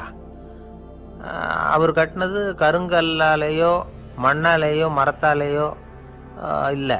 அவர் கட்டின கோயில் வேற மாதிரி. அது மனசால கட்டின கோயில், மனசுக்குள்ளே இருக்கிற கோவில், மனக்கோவில். அந்த அடியார் தன்னோட மனசுக்குள்ள மாசக்கணக்காக ஒவ்வொரு கல்லாக சேர்த்து கட்டின கோவில். இந்த விஷயம் ராஜாவுக்கு தெரியாது. அவர் என்ன நினச்சுட்டாரு, அது நாம கட்டின கற்கோயிலை விட ரொம்ப பெருசாக இருக்கும் போல இருக்கு அப்படின்னு நினச்சிட்டார். சரி, அப்பேற்பட்ட அந்த கோயிலை தரிசனம் பண்ணிவிட்டு வருவோம் அப்படின்னு நினச்சி ராஜா திருநின்ற ஊருக்கு போகிறார். அங்கே போய் பார்த்தா கோயிலையும் காணும், ஒன்றையும் காணும். கடைசியில் பூசலார் கட்டின மனக்கோவில் தான் அதுங்கிறத அவர் புரிஞ்சுக்கிறார்.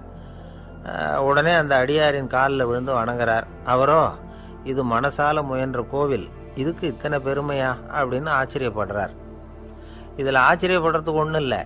ஆண்டவன் விரும்புறது அகபக்தியையே தவிர புற தோற்றங்களே அல்ல.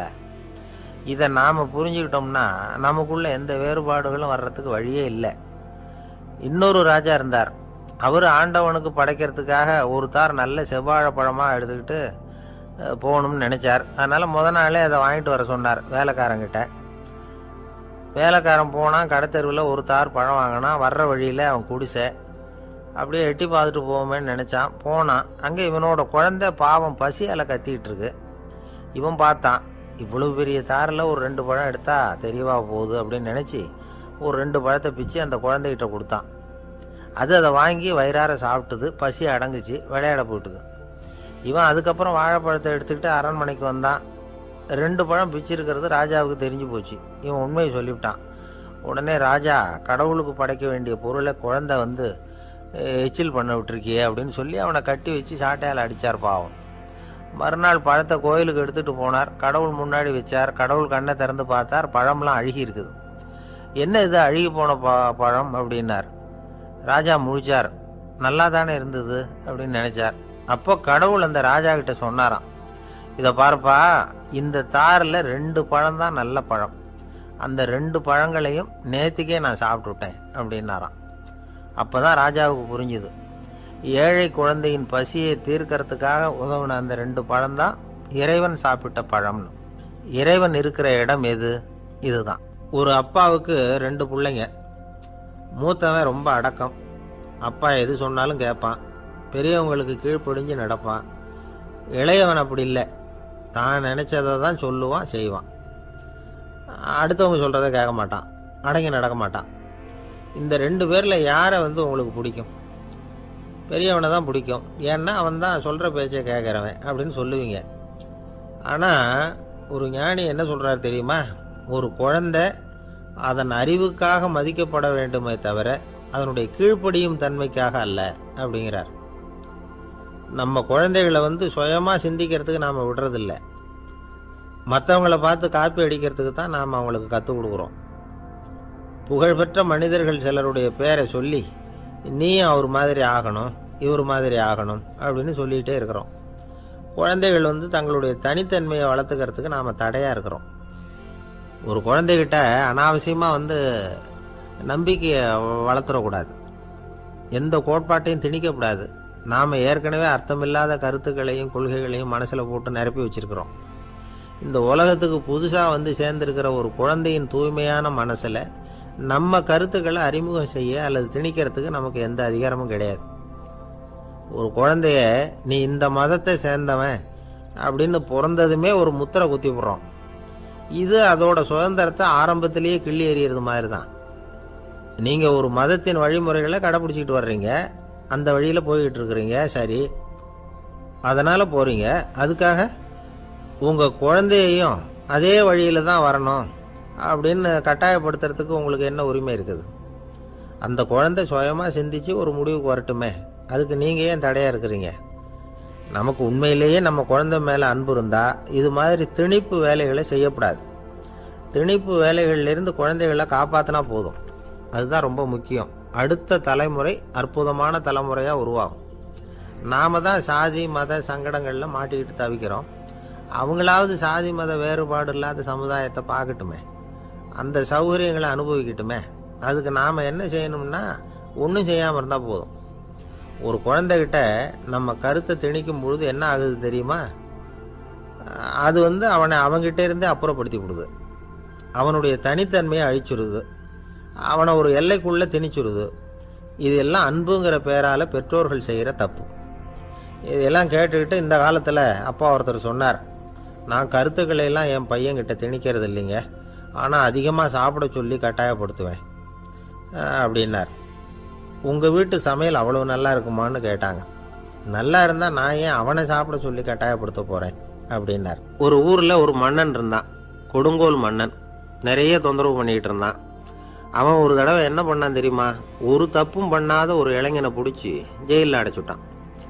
அந்த பையனோட சொந்தக்காரங்கள்லாம் ராஜா கிட்ட போனாங்க.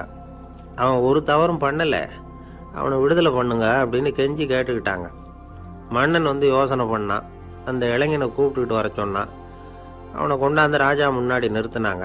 இதை பாருப்பா, உன்னை நான் விடுதலை பண்ணுவேன், ஆனால் ஒரு கண்டிஷன். அந்த நிபந்தனையை நீ நிறைவேற்றினா உனக்கு விடுதலை அப்படின்னா மன்னன். சரின்னு ஒத்துக்கிட்டான் பையன். மன்னன் கண்டிஷன் என்னங்கிறத சொன்னான். உங்ககிட்ட ஒரு செம்மறி ஆட்டை கொடுக்க போகிறேன், 1 மாதத்துக்கு அதுக்கு தேவையான தீனியையும் கொடுக்க போகிறேன்.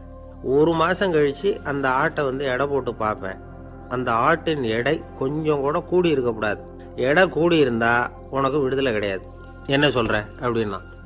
பையனுக்கு ஒன்றும் புரியல, பயமாக போட்டுது. குழம்பிக்கிட்டே நின்றுக்கிட்டு இருக்கிறான். சரி, 1 நாள் டைம் தரேன், நல்லா யோசனை பண்ணி பார்த்துட்டு நாளைக்கு உன் முடிவை சொல்லு அப்படின்னா மன்னன். பையன் கவலையோடு வெளியில் வந்தான். அங்கே ஒரு பெரியவர் நின்றுக்கிட்டு இருந்தார். அவர்கிட்ட விஷயத்தை சொன்னான். அந்த பெரியவர் இந்த பையனுக்கு காதோட காதாக ஒரு வழியை சொல்லி கொடுத்தார். அதை கேட்டதும் பையன் மறுபடியும் மன்னன் முன்னாடி நின்னா, உங்கள் நிபந்தனையை ஏற்றுக்கிறேன்னு சொன்னான். மன்னன் ஒரு ஆட்டுக்குட்டியையும் அதுக்கு 1 மாதத்துக்கு தேவைப்படுற தீவனத்தையும் கொடுக்கும்படியாக உத்தரவு போட்டான். கொடுத்தாங்க, ஓடிட்டு போயிட்டான். 1 மாதம் தினமும் தவறாமல் அந்த தீவனத்தை ஆட்டுக்குட்டிக்கு போட்டுக்கிட்டு இருக்கிறான். 1 மாதம் கழித்து அந்த ஆட்டை அரண்மனைக்கு ஓட்டிகிட்டு போனான். மன்னன் அதை எடை போட்டு பார்க்குறான், எடை கூடவே இல்லை, அப்படியே தான் இருக்குது. உடனே போட்ட நிபந்தனைப்படி அந்த இளைஞனை விடுதலை பண்ணிவிட்டான். சரி, ஆட்டுக்கு எடை கூடாமல் இருக்கிறதுக்கு அந்த பெரியவர் சொல்லி கொடுத்த யோசனை என்ன அப்படின்னா, அது வேற ஒன்றும் இல்லை. அந்த ஆட்டுக்கு எதிரில் அது கண்ணில் படுற மாதிரி ஒரு ஓநாயை கட்டி போட சொன்னார். அவ்வளவுதான். ஆட்டுக்கு ஓநாய்ங்கிறது பிறவி பகை. ஓநாயை பார்த்தா ஆடு நடுங்க ஆரம்பிச்சிரும், அவ்வளவு பயம். தினமும் அந்த ஆடு பயந்துக்கிட்டே தீனி சாப்பிட்டுது, எடை கூடல. அதுதான் ரகசியம். இது சின்ன பிள்ளைங்களுக்கான ஒரு கதை. இதிலேருந்து தெரிஞ்சுக்க வேண்டிய உண்மை என்னென்னா, நாமெல்லாம் சாப்பிட்றப்போ மனசும் உடம்பும் அமைதியாக இருக்கணும். அப்போ தான் அது உடம்புல ஒட்டும். அவசரத்துலேயும் பயத்துலேயும் சாப்பிட்டா அது சரியாக ஜீரணமாகாது. இன்னொரு ராஜா இருந்தார். அவரும் ஒரு இளைஞனை ஜெயிலில் அடைச்சி விட்டார். விடுதலை பண்ணணும்னா ஒரு கண்டிஷன்னார். என்னன்னு கேட்டான். ஒரு ஆட்டுக்குட்டியை அவன் முன்னாடி கொண்டாந்து நிறுத்துவேன். நீ அதுக்கிட்ட ஒரு கேள்வி கேட்கணும். அதுக்கு சரியான பதிலை சொல்லணும். அப்படி செஞ்சுட்டா உனக்கு விடுதலைன்னார். இளைஞன் யோசனை பண்ணி பார்த்தான். சரின்னு ஒத்துக்கிட்டான். அது பிரகாரமே ஆட்டுக்குட்டியை பதில் சொல்ல வச்சுட்டான். என்ன நடந்தது தெரியுமா? ஆட்டுக்குட்டியை கொண்டாந்து நிறுத்தினாங்க. இவன் மெதுவாக அதுக்கிட்ட போனான். அது காதுகிட்ட போய் ஏப்ரலுக்கு அடுத்த மாதம் என்ன மாதம்னு கேட்டான். அது உடனே மேன்னு கத்திச்சு. இவன் விடுதலை ஆகிட்டான். ஒரு நாள் ராமர் அரசவையில் உட்காந்துருக்கிறார். ராமராஜ்யம் நடந்துக்கிட்டு இருந்த நேரம். அந்த சமயத்தில் ஒரு நாய் அரச சபைக்கு வந்துதான். அது தலையில் அடிபட்டு ரத்தம். அந்த கோலத்தில் அது அங்கே வந்தது. எல்லாரும் ஆச்சரியமாக அதை பார்த்தாங்க. ராமரும் அந்த நாயை பார்த்தார். நீங்கள் வந்த காரியம் என்ன நடந்தது? எதுவாக இருந்தாலும் பயப்படாமல் சொல்லு அப்படின்னார். உடனே அந்த நாய் மெதுவாக சொல்ல ஆரம்பிச்சுதான். ஐயா, நான் தெருவில் போய்கிட்டு இருந்தேன். வழியில் ஒருத்தர் வந்தார். அவர் வேத சாஸ்திரம்லாம் படித்த பெரியவர். அவர் எந்த காரணமும் இல்லாமல் அவர் கையில் வச்சுருந்த குச்சியால் என் தலையில் அடிச்சுட்டார். அதுதான் தலையில் ரத்தம். இதை நீங்கள் விசாரித்து தகுந்த தீர்ப்பு வழங்கணும் அப்படின்னு தான் அந்த நாய். ராமர் பார்த்தார். உடனே தன்னுடைய காவலர்களை அனுப்புனார். அந்த ஆளை எங்கே இருந்தாலும் போய் கொண்டுகிட்டு வாங்க அப்படின்னு விட்டார். காவலர்கள் போனாங்க. அந்த ஆளை பிடிச்சி கொண்டு வந்துட்டாங்க. அரண்மனைக்கு வா அப்படின்னு சொல்லி கூப்பிட்டுட்டு வந்துட்டாங்க. என்ன நடந்ததுன்னு விசாரித்தார் ராமர். அதுக்கு அந்த ஆள் சொன்னார். நான் வீதி வழியாக வந்துக்கிட்டு இருந்தேன். குறுக்க இந்த நாய் வந்தது. நான் அவசரமாக போய்கிட்டு இருந்தேன். இது எனக்கு வழி விடாமல் குறுக்க பூந்து இடைஞ்சல் பண்ணிச்சு. எனக்கு கோபம் வந்துட்டுது. அதனால் அடிச்சுட்டேன். வேத சாஸ்திரம் படித்த நான் என் வசம் இழந்து கோபப்பட்டது பெரிய தப்பு தான். அதை நான் ஒத்துக்கிறேன். குற்றத்தை ஒப்புக்கொள்கிறேன். எனக்கு என்ன தண்டனை கொடுக்கணுமோ அதை கொடுங்க, ஏற்றுக்கிறேன் அப்படின்னு விட்டார். சரி, இப்போ அந்த ஆளுக்கு தண்டனை கொடுக்கணும். என்ன தண்டனை கொடுக்கறது யோசனை பண்ணார் ராமர். அதையும் அந்த நாய்கிட்டே கேட்டார். நீயே சொல்லு, என்ன தண்டனை கொடுக்கலாம் இவருக்கு அப்படின்னார். இதுக்கு அந்த நாய் என்ன சொல்லிச்சு தெரியுமா? இவரை ஏதாவது ஒரு கோயிலுக்கு தர்மகர்த்தாவாக நியமனம் பண்ணிவிடுங்க, அதுதான் இவருக்கு சரியான தண்டனை அப்படின்னுது. இதை கேட்டதும் ராமர் முகத்தில் புன்னகை. ஆனால் அங்கே இருந்த மற்றவங்களுக்கெல்லாம் ஆச்சரியம். அது எப்படி தப்பு செஞ்சவங்களுக்கு தண்டனை கொடுக்கறது தானே நியாயம், அதை விட்டுட்டு தர்மகர்த்தா பதவியை கொடுக்க சொல்லுதே இந்த நாய் அப்படிங்கிற ஆச்சரியம். இந்த சந்தேகத்தை அந்த நாய்கிட்டேயே கேட்டாங்க அங்கே இருந்தவங்க. இதுக்கு அந்த நாய் பதில் சொல்லிச்சான். நான் போன பிறவியில் ஒரு கோயிலுக்கு தர்மகர்த்தாவாக இருந்தேன். எவ்வளவோ கவனமாக எச்சரிக்கையாக தான் என்னுடைய கடமைகளெல்லாம் செஞ்சுக்கிட்டு வந்தேன்.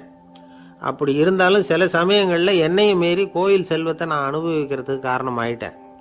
ஒரு கோவிலுக்கு தர்மகர்த்தாவாக இருக்கிறவங்க எப்படியும் இந்த பாவத்திலேருந்து தப்பிக்கிறது கஷ்டம். அதனால தான் நான் இந்த பிறவியில் நாயாக பிறந்து இப்படி கஷ்டப்படுறேன். இதே நிலைமை இந்த ஆளுக்கும் ஏற்படணும் அப்படிங்கிறதுக்காக தான் அவரையும் ஒரு கோயிலுக்கு தர்மகர்த்தாவை நியமிக்கும்படி கேட்டுக்கிட்டேன் அப்படின்னு தான் இந்த நாய். இதிலேருந்து என்ன தெரியுது? எந்த பதவியில் நாம் இருந்தாலும் நமக்கு தெரியாமல் கூட அதை தவறாக உபயோகப்படுத்தக்கூடாதுங்கிறத இதிலேருந்து புரிஞ்சுக்கணும். இல்லைன்னா அடுத்த பிறவியில் நாயாக பிறந்து எங்கேயாவது போய் வாழை ஆட்டிகிட்டு நிற்க வேண்டியது தான். கோவில் வாசலில் 2 நாய் பேசிக்கிட்டு இருந்து தான். போன ஜென்மத்தில் நான் மனுஷனாக தான் இருந்தேன். ஒரு கோவில் பூசாரி பேச்சை கேட்டுவிட்டு அவரோட கூட்டு சேர்ந்துக்கிட்டு ஆண்டவன் போட்டிருந்த நகையெல்லாம் அபகரித்து என்கிட்ட கொடுத்தாரு அவர். நான் எடுத்துகிட்டு வந்துட்டேன். திருடினது அந்த ஆள் தான், எடுத்துக்கிட்டு வந்தது தான் நான்.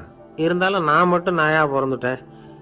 இப்போ மட்டும் அந்த பூசாரி என்கிட்ட மாட்டினா கடித்து குதறி விடுவேன் அப்படின்னு தான். அவசரப்பட்டு அப்படி செஞ்சுடாதே. பதிலுக்கு அவரும் உன்னை திருப்பி கடித்தாலும் கடிச்சிருவார். ஏன்னா அவரும் இப்போ ஒரு நாயாக தான் பிறந்திருக்கிறார் அப்படின்னு தான் இன்னொன்று. அது எப்படி உனக்கு தெரியும்னு தான் இது. நான் தானே அது அப்படின்னு தான் அந்த நாய். கணவன் மனைவி அன்பாக இருக்கணும்.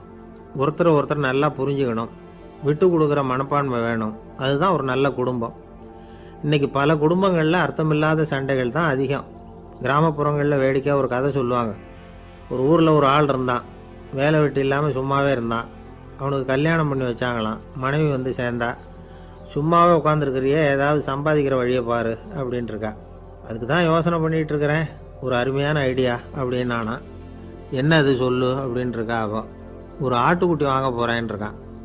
அதை வாங்கி என்ன பண்ண போகிறேன்னா, அந்த குட்டி வளரும், பெருசாகும், அதுக்கப்புறம் அது நிறைய குட்டி போடும் அப்படின்ட்டுருக்கான். சரி, அப்புறம் அப்புறம் என்ன, அதையெல்லாம் சந்தையில் கொண்டுட்டு போய் விற்றுவிட்டு அந்த காசுக்கு ஒரு எருவு மாடு வாங்கலாம். சரி, அது எதுக்கு? எருவு மாடு நிறைய பால் கொடுக்கும், அதை கொண்டுகிட்டு போய் பால் பண்ணையில் கொடுப்பேன், அல்லது நானே விற்றுருவேன், கை நிறைய காசு கிடைக்கும். அதுக்கப்புறம் ஒரு பசுமாடு வாங்குவேன், பாலையும் விற்கலாம், நாமளும் காய் போட்டு சாப்பிட்லாம், இப்படிலாம் சொல்லியிருக்கான். அப்போ அந்த பொண்ணு சொல்லிச்சான், அடுத்த தெருவில் இருக்கிற எங்கள் அம்மா வீட்டுக்கும் கொஞ்சம் பால் கொடுத்து அனுப்பலாம் அப்படின்ட்டுருக்கான் அந்த பொண்ணு. இந்த இடத்துல கணவனுக்கு கோவம் வந்துட்டுது. அது எப்படி உங்கள் அம்மா வீட்டுக்கு எதுக்கு கொடுக்கணும், அதெல்லாம் முடியாதுன்றிருக்கான். இந்த இடத்துல சண்டை ஆரம்பமாயிட்டுது. கொஞ்ச நேரத்தில் 2 பேரும் சத்தம் போட ஆரம்பிச்சிட்டாங்க. கடுமையான சண்டை நடக்கிறத பக்கத்து வீட்டுக்காரன் காதில் வாங்கினான். அவன் ஓடியாந்தான். அவனுக்கு தெரியும், வாங்காத மாட்டுக்காக இப்படி சண்டை போட்டுக்கிட்டு இருக்கிறாங்கங்கிறது அவனுக்கு புரியும். அவன் ஓடி வந்து சொன்னான், ஏண்டா உன்னோட பசுமாட்டை ஒழுங்காக கட்டி போடக்கூடாதான்ருக்கான்.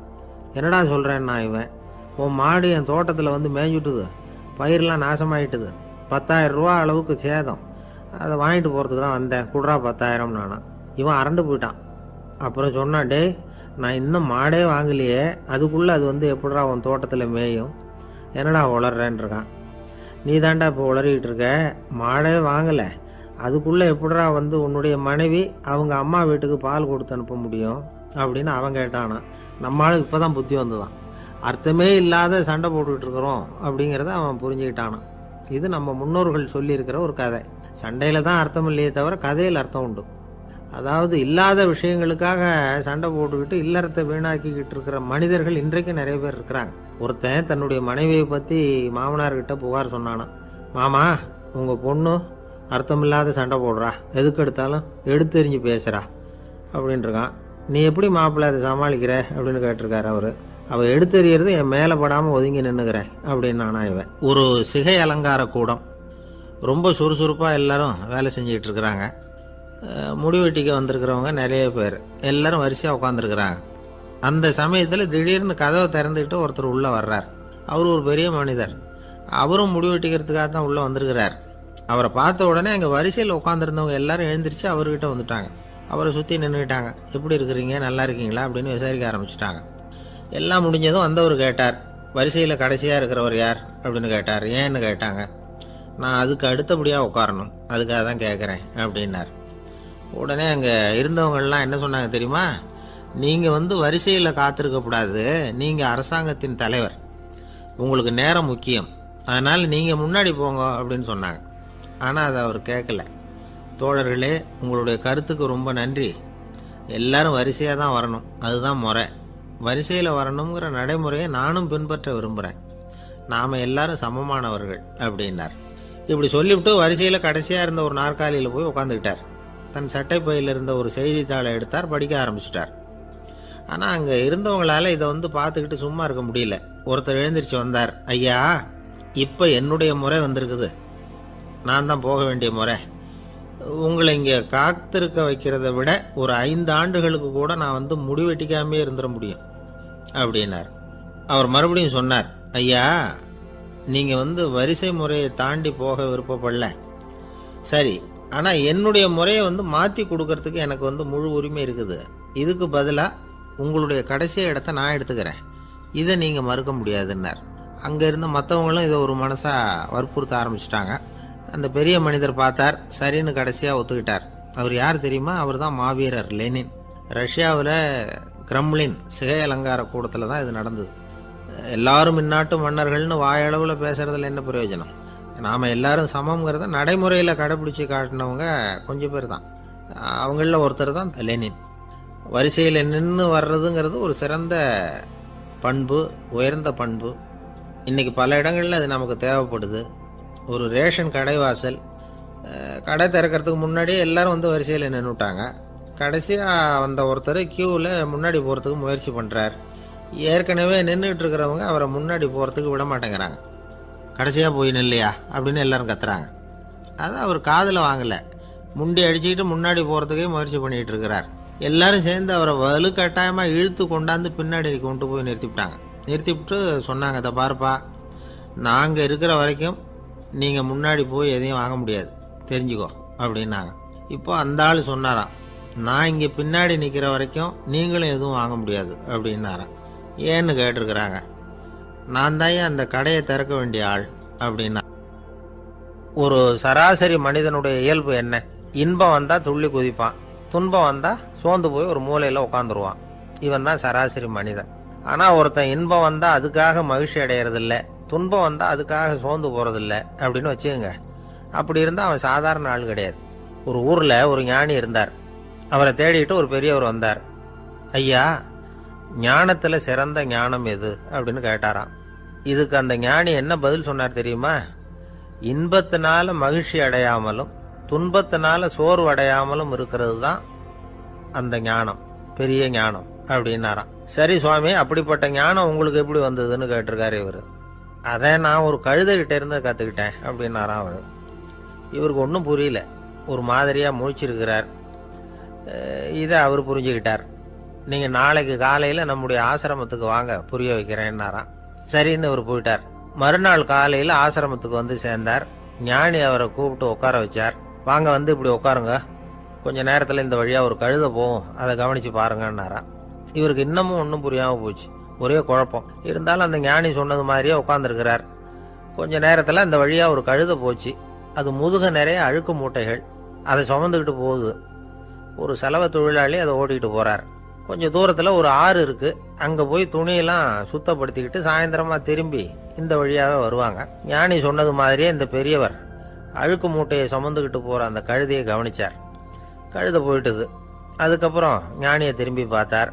இப்போ அந்த ஞானி சொன்னார், சாயந்தரம் வரைக்கும் நீங்கள் இங்கேயே இருக்கணும்னார். அதே மாதிரி இவர் இருந்தார். சாயந்தரமாக அந்த ஞானி சொன்னார், ஐயா, இப்போ கொஞ்ச நேரத்தில் அந்த கழுதை இந்த வழியாக திரும்பி வரும், அதையும் கவனித்து பாருங்கன்னார். இவரும் கவனித்து பார்க்குறார். கழுதை வந்தது. அது முதுகில் சலவை செய்யப்பட்ட துணி மூட்டை, அது பாட்டுக்கு சுமந்துக்கிட்டு போய்கிட்டு இருக்குது. பெரியவருக்கு ஒன்றும் புரியல, பொறுமை இழந்துட்டார். சரி சுவாமி, இந்த கழுதைக்கும் உங்கள் ஞானத்துக்கும் என்ன சம்பந்தம் அப்படின்னார். இப்போ அந்த ஞானி விளக்கினார்.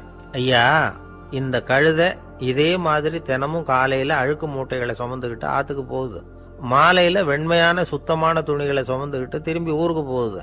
காலையில் இது போகும் பொழுது முதுகில் அழுக்கு மூட்டைகளை சுமந்துக்கிட்டு போகிறோமேங்கிற வருத்தமும் அதுக்கு கிடையாது. சாயந்தரம் திரும்பி வரும்பொழுது சுத்தமான துணிகளை சுமந்துக்கிட்டு வர்றோமேங்கிற மகிழ்ச்சியும் அதுக்கு இல்லை. இதை பார்த்து தான் நானும் அது மாதிரி ஞானத்தை கற்றுக்கிட்டேன் அப்படின்னாராம். அதனால் யார் கற்றுக் கொடுக்குறாங்க அப்படிங்கிறத விட எதை கற்றுக்கிறோம் அப்படிங்கிறது தான் முக்கியம். ஒரு சினிமா பார்க்குறோம், ஒரு அருவி கொட்டுறது மாதிரி காட்சி வருது, தண்ணீர் வழியுது. படம் முடிஞ்சதும் பார்த்தீங்கன்னா அந்த திரை என்ன நனைஞ்சு போயாருக்கும். ஒரு தீப்பிடிச்சு எரியிற காட்சியை சினிமாவில் பார்க்குறீங்க, காட்சி முடிஞ்சதும் அந்த வெண் திரையே கருகி போயாருக்கும். படத்தில் வர்ற தண்ணீரும் நெருப்பும் அந்த திரையை பாதிக்கிறது இல்லை. நாம் அந்த திரை மாதிரி இருக்கிறதுக்கு கற்றுக்கணுமா. அந்த பக்குவம் வந்துவிட்டதுன்னா இன்பமும் துன்பமும் நம்ம எதுவும் செய்யாது. ஒரு சினிமாவை பார்க்குற வரைக்கும் சிரிக்கலாம், அழலாம். பார்த்துட்டு வெளியில் வரும்பொழுது அழுதுகிட்டே வரக்கூடாது. ஒருத்தர் வந்தார், அப்படி படம் முடிஞ்சு வெளியில் வரும்பொழுது அருவி மாதிரி கண்ணீர் சிந்திக்கிட்டே வரார். ஏன் சார், படம் அவ்வளவு சோகமா அப்படின்னு கேட்டார். இன்னொருத்தர், இல்லை சார், கூட்டம் ரொம்ப குறைச்சல் சார், மொத்தம் படம் பார்க்க வந்தவங்களே 15 பேர் தான் சார் அப்படின்னார் கண்ணீரை தொடச்சிக்கிட்டே. அதுக்கு நீங்கள் ஏன் சார் அழறீங்கன்னு கேட்டார் அவர். இந்த படத்தோட தயாரிப்பாளரே நான் தான் சார் அப்படின்னாரா இவர். நமக்கு முன்னாடி நமக்கு வேண்டிய ஒருத்தர் ஒரு கிளாஸில் நமக்கு பழச்சாறு கொண்டாந்து வைக்கிறாருன்னு வச்சுக்கோங்க. உடனே நாம் என்ன பண்ணுவோம்? எடுத்து கிடுகிடுன்னு சாப்பிட்ருவோம், அடுத்தவங்க யாரும் வர்றதுக்குள்ள. அதை விட்டுட்டு அதை கொண்டாந்து வச்சவர்கிட்டயே அதோட விலை என்ன அப்படி இப்படின்னு நான் கேட்டுக்கிட்டு இருப்போம். நாம் கேட்க மாட்டோம். ஆனால் காந்திஜி அப்படி கேட்டாராம். எப்போ தெரியுமா? 1935. அந்த வருஷம் மே மாதத்தில் ஒரு நாள் காந்திஜி டெல்லியில் இருக்கிறார். அப்போ அவருக்கு 2 டம்ளர் மாம்பழச்சாறு கொண்டாந்து கொடுக்குறாங்க. அதை வாங்குறார். இதோட விலை என்ன அப்படின்னு கேட்டார் காந்திஜி. யாருக்கிட்ட கேட்டார்னா மனுபென் காந்திகிட்ட கேட்குறார். அவங்க தான் கொண்டாந்து கொடுக்குறாங்க. காந்திஜிக்கு உதவி செய்யறதுக்காக அவர் கூடவே இருந்தவங்க அவங்ககிட்ட தான் கேட்குறாரு. காந்திஜி சும்மா வேடிக்கைக்காக இப்படி கேட்குறாருன்னு நினச்சிட்டாங்க அந்த அம்மா. அதுவும் இல்லாமல் அதோட விலையை கேட்டால் காந்திஜி நிச்சயமாக அதை சாப்பிட மாட்டார் அப்படிங்கிற பயம் வேறு. அதனால் அந்த அம்மா பதில் எதுவும் சொல்லாமல் கம்முன்னு இருந்துட்டாங்க. கொஞ்ச நேரம் ஆச்சு. அந்த பழச்சாறு வச்ச இடத்துல அப்படியே இருக்குது, வச்ச இடத்துல வச்சபடியே இருக்குது. காந்திஜி அதை சாப்பிடவே இல்லை. மனுபென் காந்தி பார்த்தாங்க. மெதுவாக காந்திஜி கிட்ட போய் அதை சாப்பிடுங்களேன் அப்படின்னாங்க. பழச்சாறு விலை என்னன்னு கேட்டேன். அதுக்கு பதில் இல்லை. அது முதல் தப்பு. பதிலை எதிர்பார்த்திருந்தும் அதை பற்றி விசாரிக்கல, அது ரெண்டாவது தப்பு. இப்படி 2 தப்புகளை பண்ணிவிட்டு என்கிட்ட வந்து இதை சாப்பிடுங்கன்னு சொன்னால் அது எப்படி அப்படின்னு கேட்டாராம் காந்திஜி. மனுபென் காந்தி என்ன சொல்கிறதுன்னு தெரியாமல் திகைச்சு போய் நின்றுக்கிட்டு இருந்தாங்க. காந்திஜி தொடர்ந்து சொன்னாராம், இப்போ என் முன்னாடி வச்சிருக்கிற இந்த பழச்சாறு விலை சுமாராக ஒரு ₹1/2 இருக்கும். அது அந்த காலத்து மதிப்பு. இந்த பழச்சாறு இல்லாமல் கூட என்னால் இருக்க முடியும். ஆனால் அவசியமான பொருள்களை வாங்கிறதுக்கு கூட சக்தி இல்லாத மக்கள் இந்த நாட்டில் நிறைய பேர் இருக்கிறாங்க. அப்படி இருக்கிறப்போ எனக்கு என்னத்துக்கு இந்த விலை உயர்ந்த பானம்? இதை இப்போ நான் சாப்பிட்டா என் உடம்பு வேணும்னா ஆரோக்கியமாகலாம், ஆனால் என் மனசு அமைதி அடையாது. எனக்கு என்னுடைய உடல் ஆரோக்கியத்தை விட மன ஆரோக்கியம்தான் முக்கியம். அதனால் இதை நான் சாப்பிட மாட்டேன், எடுத்துகிட்டு போயிடு அப்படின்னாராம். அந்த சமயத்தில் ஒரு அகதி பொண்ணு 2 குழந்தைகளோட காந்திஜியை பார்க்கறதுக்காக வந்தது. வணக்கம் சொல்லிச்சு. காந்திஜி உடனே தனக்கு முன்னாடி இருந்த பழச்சாற்றை எடுத்து அந்த பொண்ணுகிட்டையும் குழந்தைகள்கிட்டையும் கொடுத்து சாப்பிட சொன்னார். அவங்க அதை வாங்கி ரொம்ப சந்தோஷத்தோடு சாப்பிட்டாங்களாம். அதை பார்த்த காந்திஜி முகத்தில் ஒரு புன்னகை, ஒரு பரவசம், ஒரு திருப்தி. அவர் மனசு நிறைஞ்சிருந்தது. அப்போ அவர் சொன்னாராம், ஆண்டவன் எனக்கு எப்பவும் சரியான சமயத்தில் கை கொடுப்பாருங்கிறது அதுக்கு இதுதான் அத்தாட்சி. நான் ஒரு இக்கட்டான சூழ்நிலையில் இருக்கிறப்ப கூட கடவுளின் கருணையால் அந்த சூழ்நிலை என்னை பாதிக்கலை. என் கூட இவ்வளவு நாள் பழகியும் கூட இங்கே இருக்கிறவங்க எனக்கு அதிக விலையுள்ள பழரசத்தை கொடுத்தாங்க. ஆனால் சரியான நேரத்தில் அதை சாப்பிட வேண்டியவங்களை என்கிட்ட அனுப்பி வச்சு என்னை சந்தோஷப்படுத்தினார் கடவுள், அவருக்கு நன்றி அப்படின்னாராம் மகாத்மா காந்தி. உடல் ஆரோக்கியத்தை விட மன ஆரோக்கியம்தான் எனக்கு முக்கியம்னு சொன்னார் பாருங்க. அதை நாம் எல்லாரும் மனப்பூர்வமாக இன்றைக்கி சிந்திச்சு பார்க்கணும். இந்த காலத்தில் எல்லாரும் அப்படியா நினைக்கிறாங்க? எனக்கு தெரிஞ்ச ஒருத்தர் இருந்தார். தினமும் காலையில் ஒரு காபி சாப்பிட உட்கார்ற நேரத்தில் பக்கத்து வீட்டுக்காரர் வந்து சேருவார் கரெக்டாக. உடனே அவரும் தனக்குன்னு வந்திருக்கிற காப்பியை எடுத்து மனப்பூர்வமாக பக்கத்து வீட்டுக்காரர்கிட்ட கொடுத்துருவார். அதுக்கப்புறம் அவருக்காக வேற காப்பி போட்டு கொண்டாந்து கொடுத்தாலும் வேண்டான்னு சொல்லிடுவார். ஆண்டவனா பார்த்து சரியான நேரத்தில் அவரை எங்கள் வீட்டுக்கு தினமும் அனுப்பி வைக்கிறார் அப்படிம்பார். ஏன் அப்படி சொல்கிறீங்க அப்படின்னு கேட்டோம் ஒரு நாள். அதுக்கு அவர் சொல்கிறார், எனக்கு என்னோட உடல் ஆரோக்கியம்தான் முக்கியம். இதை கடவுள் புரிஞ்சுக்கிட்டு எங்கள் வீட்டு காப்பியை சாப்பிட்றதுக்கு தினமும் அடுத்த வீட்டுக்காரனை அனுப்பி வைக்கிறார் அப்படின்னார் அவர். ஒரு நீதிமன்றம், அங்கே ஒரு கொலை வழக்கு சம்பந்தமாக விசாரணை நடந்துக்கிட்டு இருக்குது. அந்த வழக்கறிஞர் ரொம்ப தீவிரமாக வாதாடிக்கிட்டு இருக்கிறார். தன்னுடைய கட்சிக்காரர் நிரபராதிங்கிறது அவருக்கு நல்லா தெரியும். அதனால தான் அவர் சார்பாக வாதாடுறதுக்கே ஒத்துக்கிட்டார். அப்படி அவர் மும்முரமாக வாதாடிக்கிட்டு இருக்கிற சமயத்தில் அவசரமாக தந்தி ஒன்று வந்து சேர்ந்தது. அதை வாங்கி படித்து பார்த்தார். அதுக்கப்புறம் அதை மடித்து தன்னுடைய கோட்டு பையில் வச்சுக்கிட்டு தொடர்ந்து வாதாட ஆரம்பிச்சிட்டார். பேசி முடித்தார். அதுக்கப்புறம் அங்கே கோர்ட்டில் இருந்த சக வக்கீல்கள் அவர்கிட்ட வந்தாங்க. தந்தி ஒன்று வந்ததே, என்ன விஷயம் அப்படின்னு விசாரிச்சாங்களாம். அப்போ அவர் சொல்லியிருக்கிறார், ஊரில் சிகிச்சைக்காக போயிருந்த என்னுடைய மனைவி இறந்து போனதாக தந்தி வந்திருக்குது அப்படின்னாராம். மற்ற வக்கீல்களுக்கு அதிர்ச்சி. என்னங்க இது, மனைவி இறந்ததை விட கேஸு முக்கியமாக உங்களுக்கு அப்படின்னு கேட்டிருக்கிறாங்க. இறந்து போன என் மனைவி மறுபடியும் திரும்பி வர போகிறதில்ல, ஆனால் என்னுடைய கட்சிக்காரர் ஒரு கொலை வழக்கில் மாட்டிக்கிட்டார். அவரும் நிரபராதி.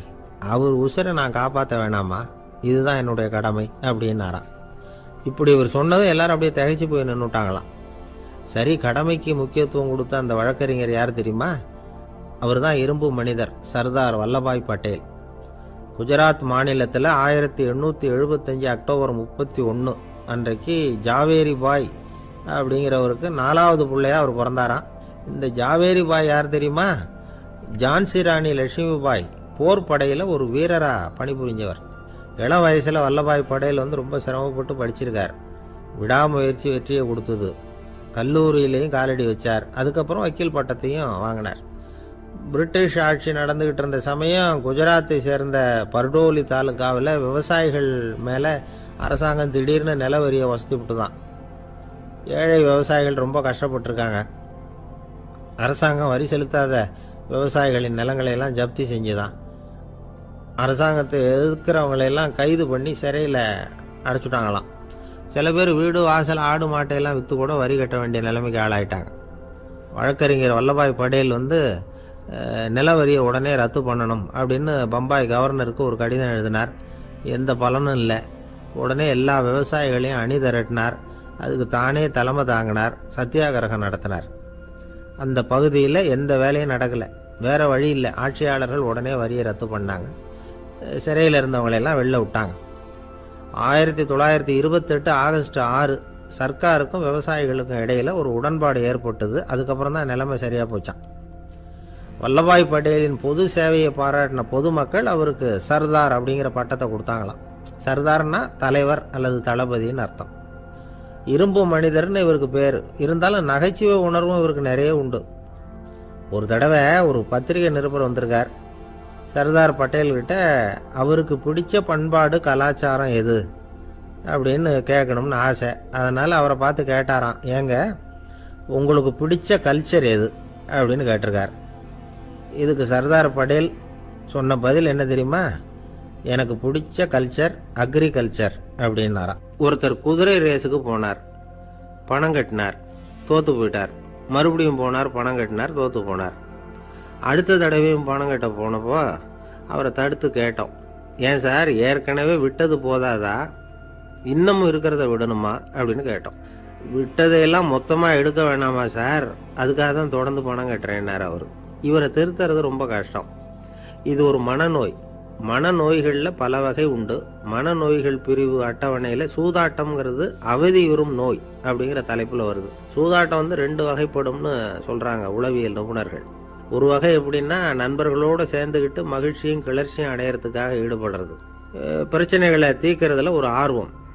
கேளிக்கைக்காக கொஞ்சம் விட்டு பிடிக்கிறது அப்படிங்கிற மனுஷனுடைய அடி மனசில் உள்ள விபரீத பிணைய சுபாவம், இதெல்லாம் அதுக்கு காரணம். இன்னொரு வகை எப்படின்னா, சூதாட்டத்தில் ஈடுபட்டு ஒரு கட்டாய நிலைமைக்கு ஆளாயிடுறது. ஈடுபடு அப்படின்னு மனசு ஒரு வெறித்தன்மையை தூண்டிக்கிட்டே இருக்கும். இப்படிப்பட்டவங்களுக்கு நாம் தோத்துக்கிட்டு இருக்கோங்கிறது தெரியும். நாம் ஜெயிக்கிறதுக்கான சந்தர்ப்பம் இல்லைங்கிறதும் தெரியும். இதனால் நமக்கும் கஷ்டம், நம்ம சுற்றி இருக்கிறவங்களுக்கும் கஷ்டங்கிறதும் புரியும். அப்படி இருந்தும் சூதாடுவாங்க. இதுக்கு காரணம் சூதாடியின் பகற்கனவு அப்படிங்கிறாங்க நிபுணர்கள். இந்த நிலைமைக்கு கட்டாய சூதாட்டம் அல்லது நிர்பந்த சூதாட்டம் அப்படின்னு பேர் வச்சிருக்கிறாங்க.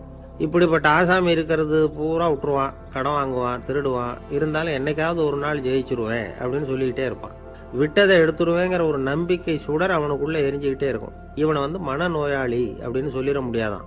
என்ன காரணம்னா, இது மாதிரி ஆளுங்க கிட்ட மன போராட்டமோ கவலையோ பதட்டமோ இருக்கிறது இல்லை. சில விசேஷமான குணங்கள் இவங்க கிட்ட உண்டு.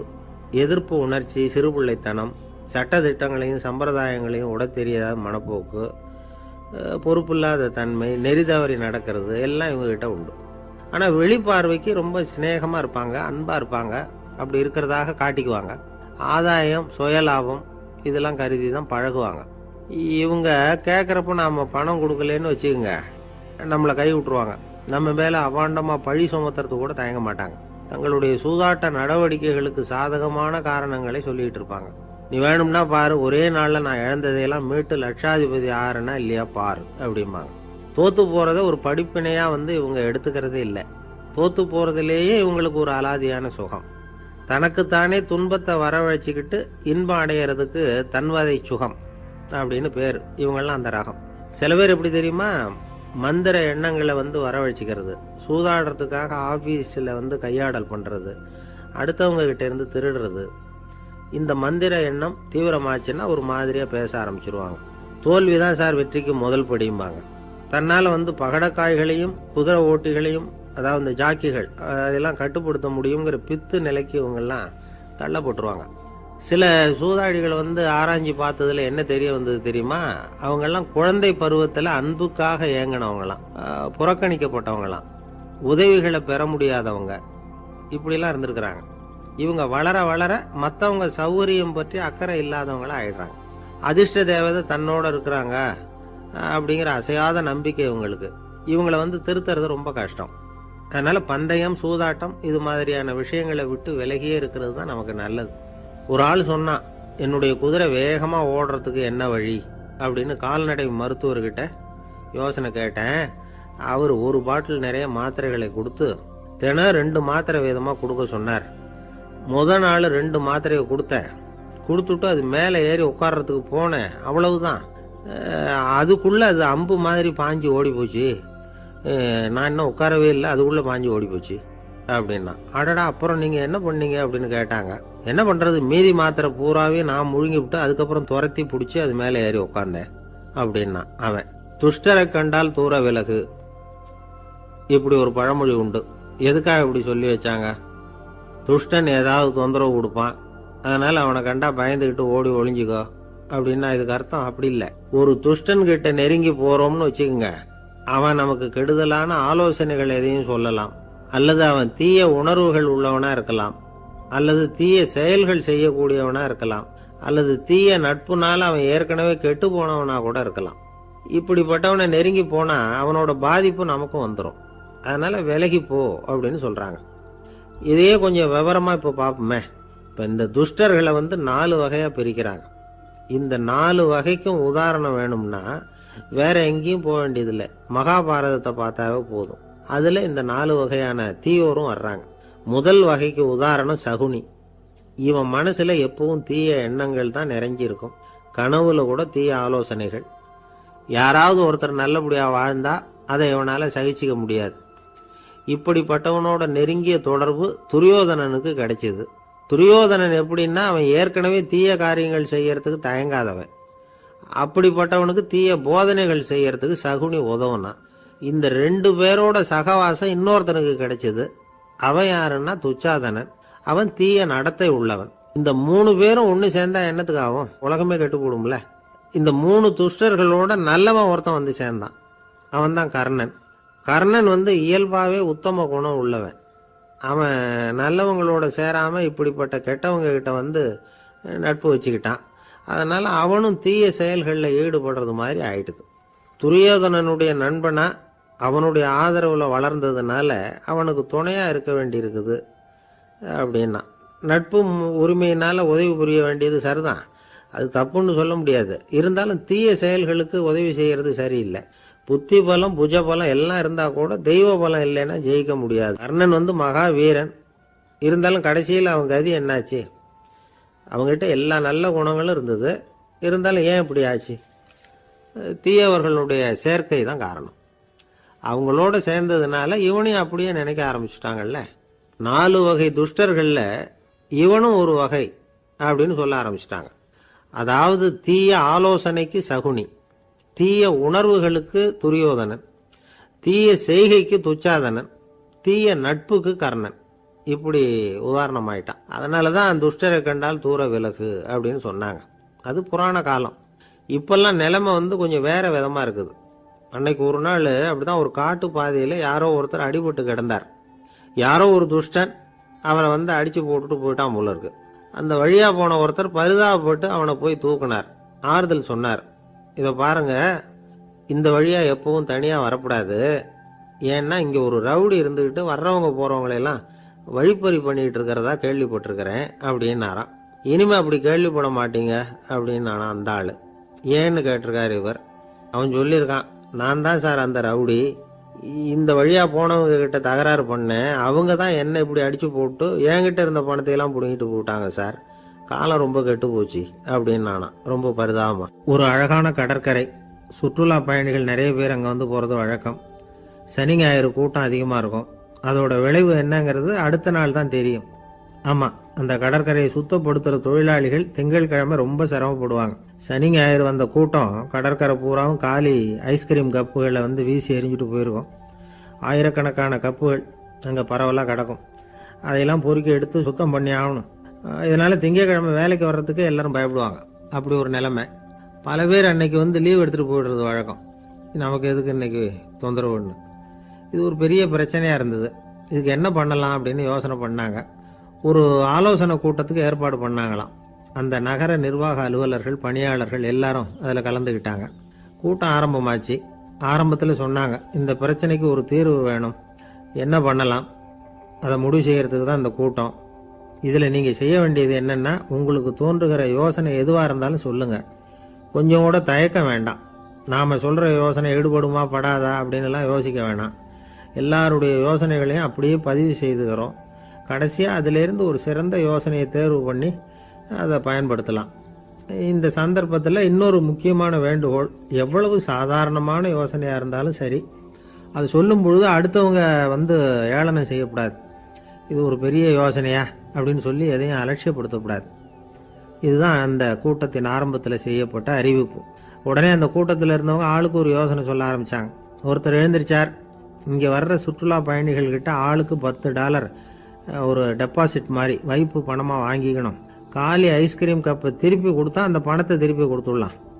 இப்படி ஒரு ஏற்பாடு பண்ணிக்கிட்டா கப்புகளை தேடி பொறுக்கிட்டு இருக்க வேண்டியதில்லை, எல்லாம் ஒரே இடத்துக்கு வந்து சேர்ந்துடும். அப்படியே நாம் தூக்கிட்டு போய் ஒரு இடத்துல கொட்டி போடலாம் அப்படின்னார். இன்னொருத்தர் எழுந்திருச்சார், கப்பை கீழே போட்டால் $50 அபராதம் அப்படின்னு அங்கங்கே போர்டு எழுதி வச்சுடலாம். கப்புகளை போடுறதுக்கு அங்கங்கே பெரிய கூடைகளை வச்சுடலாம். நாம் சாவகாசமாக அந்த கூடைகளை சேகரம் பண்ணிக்கலாம் அப்படின்னாராம்.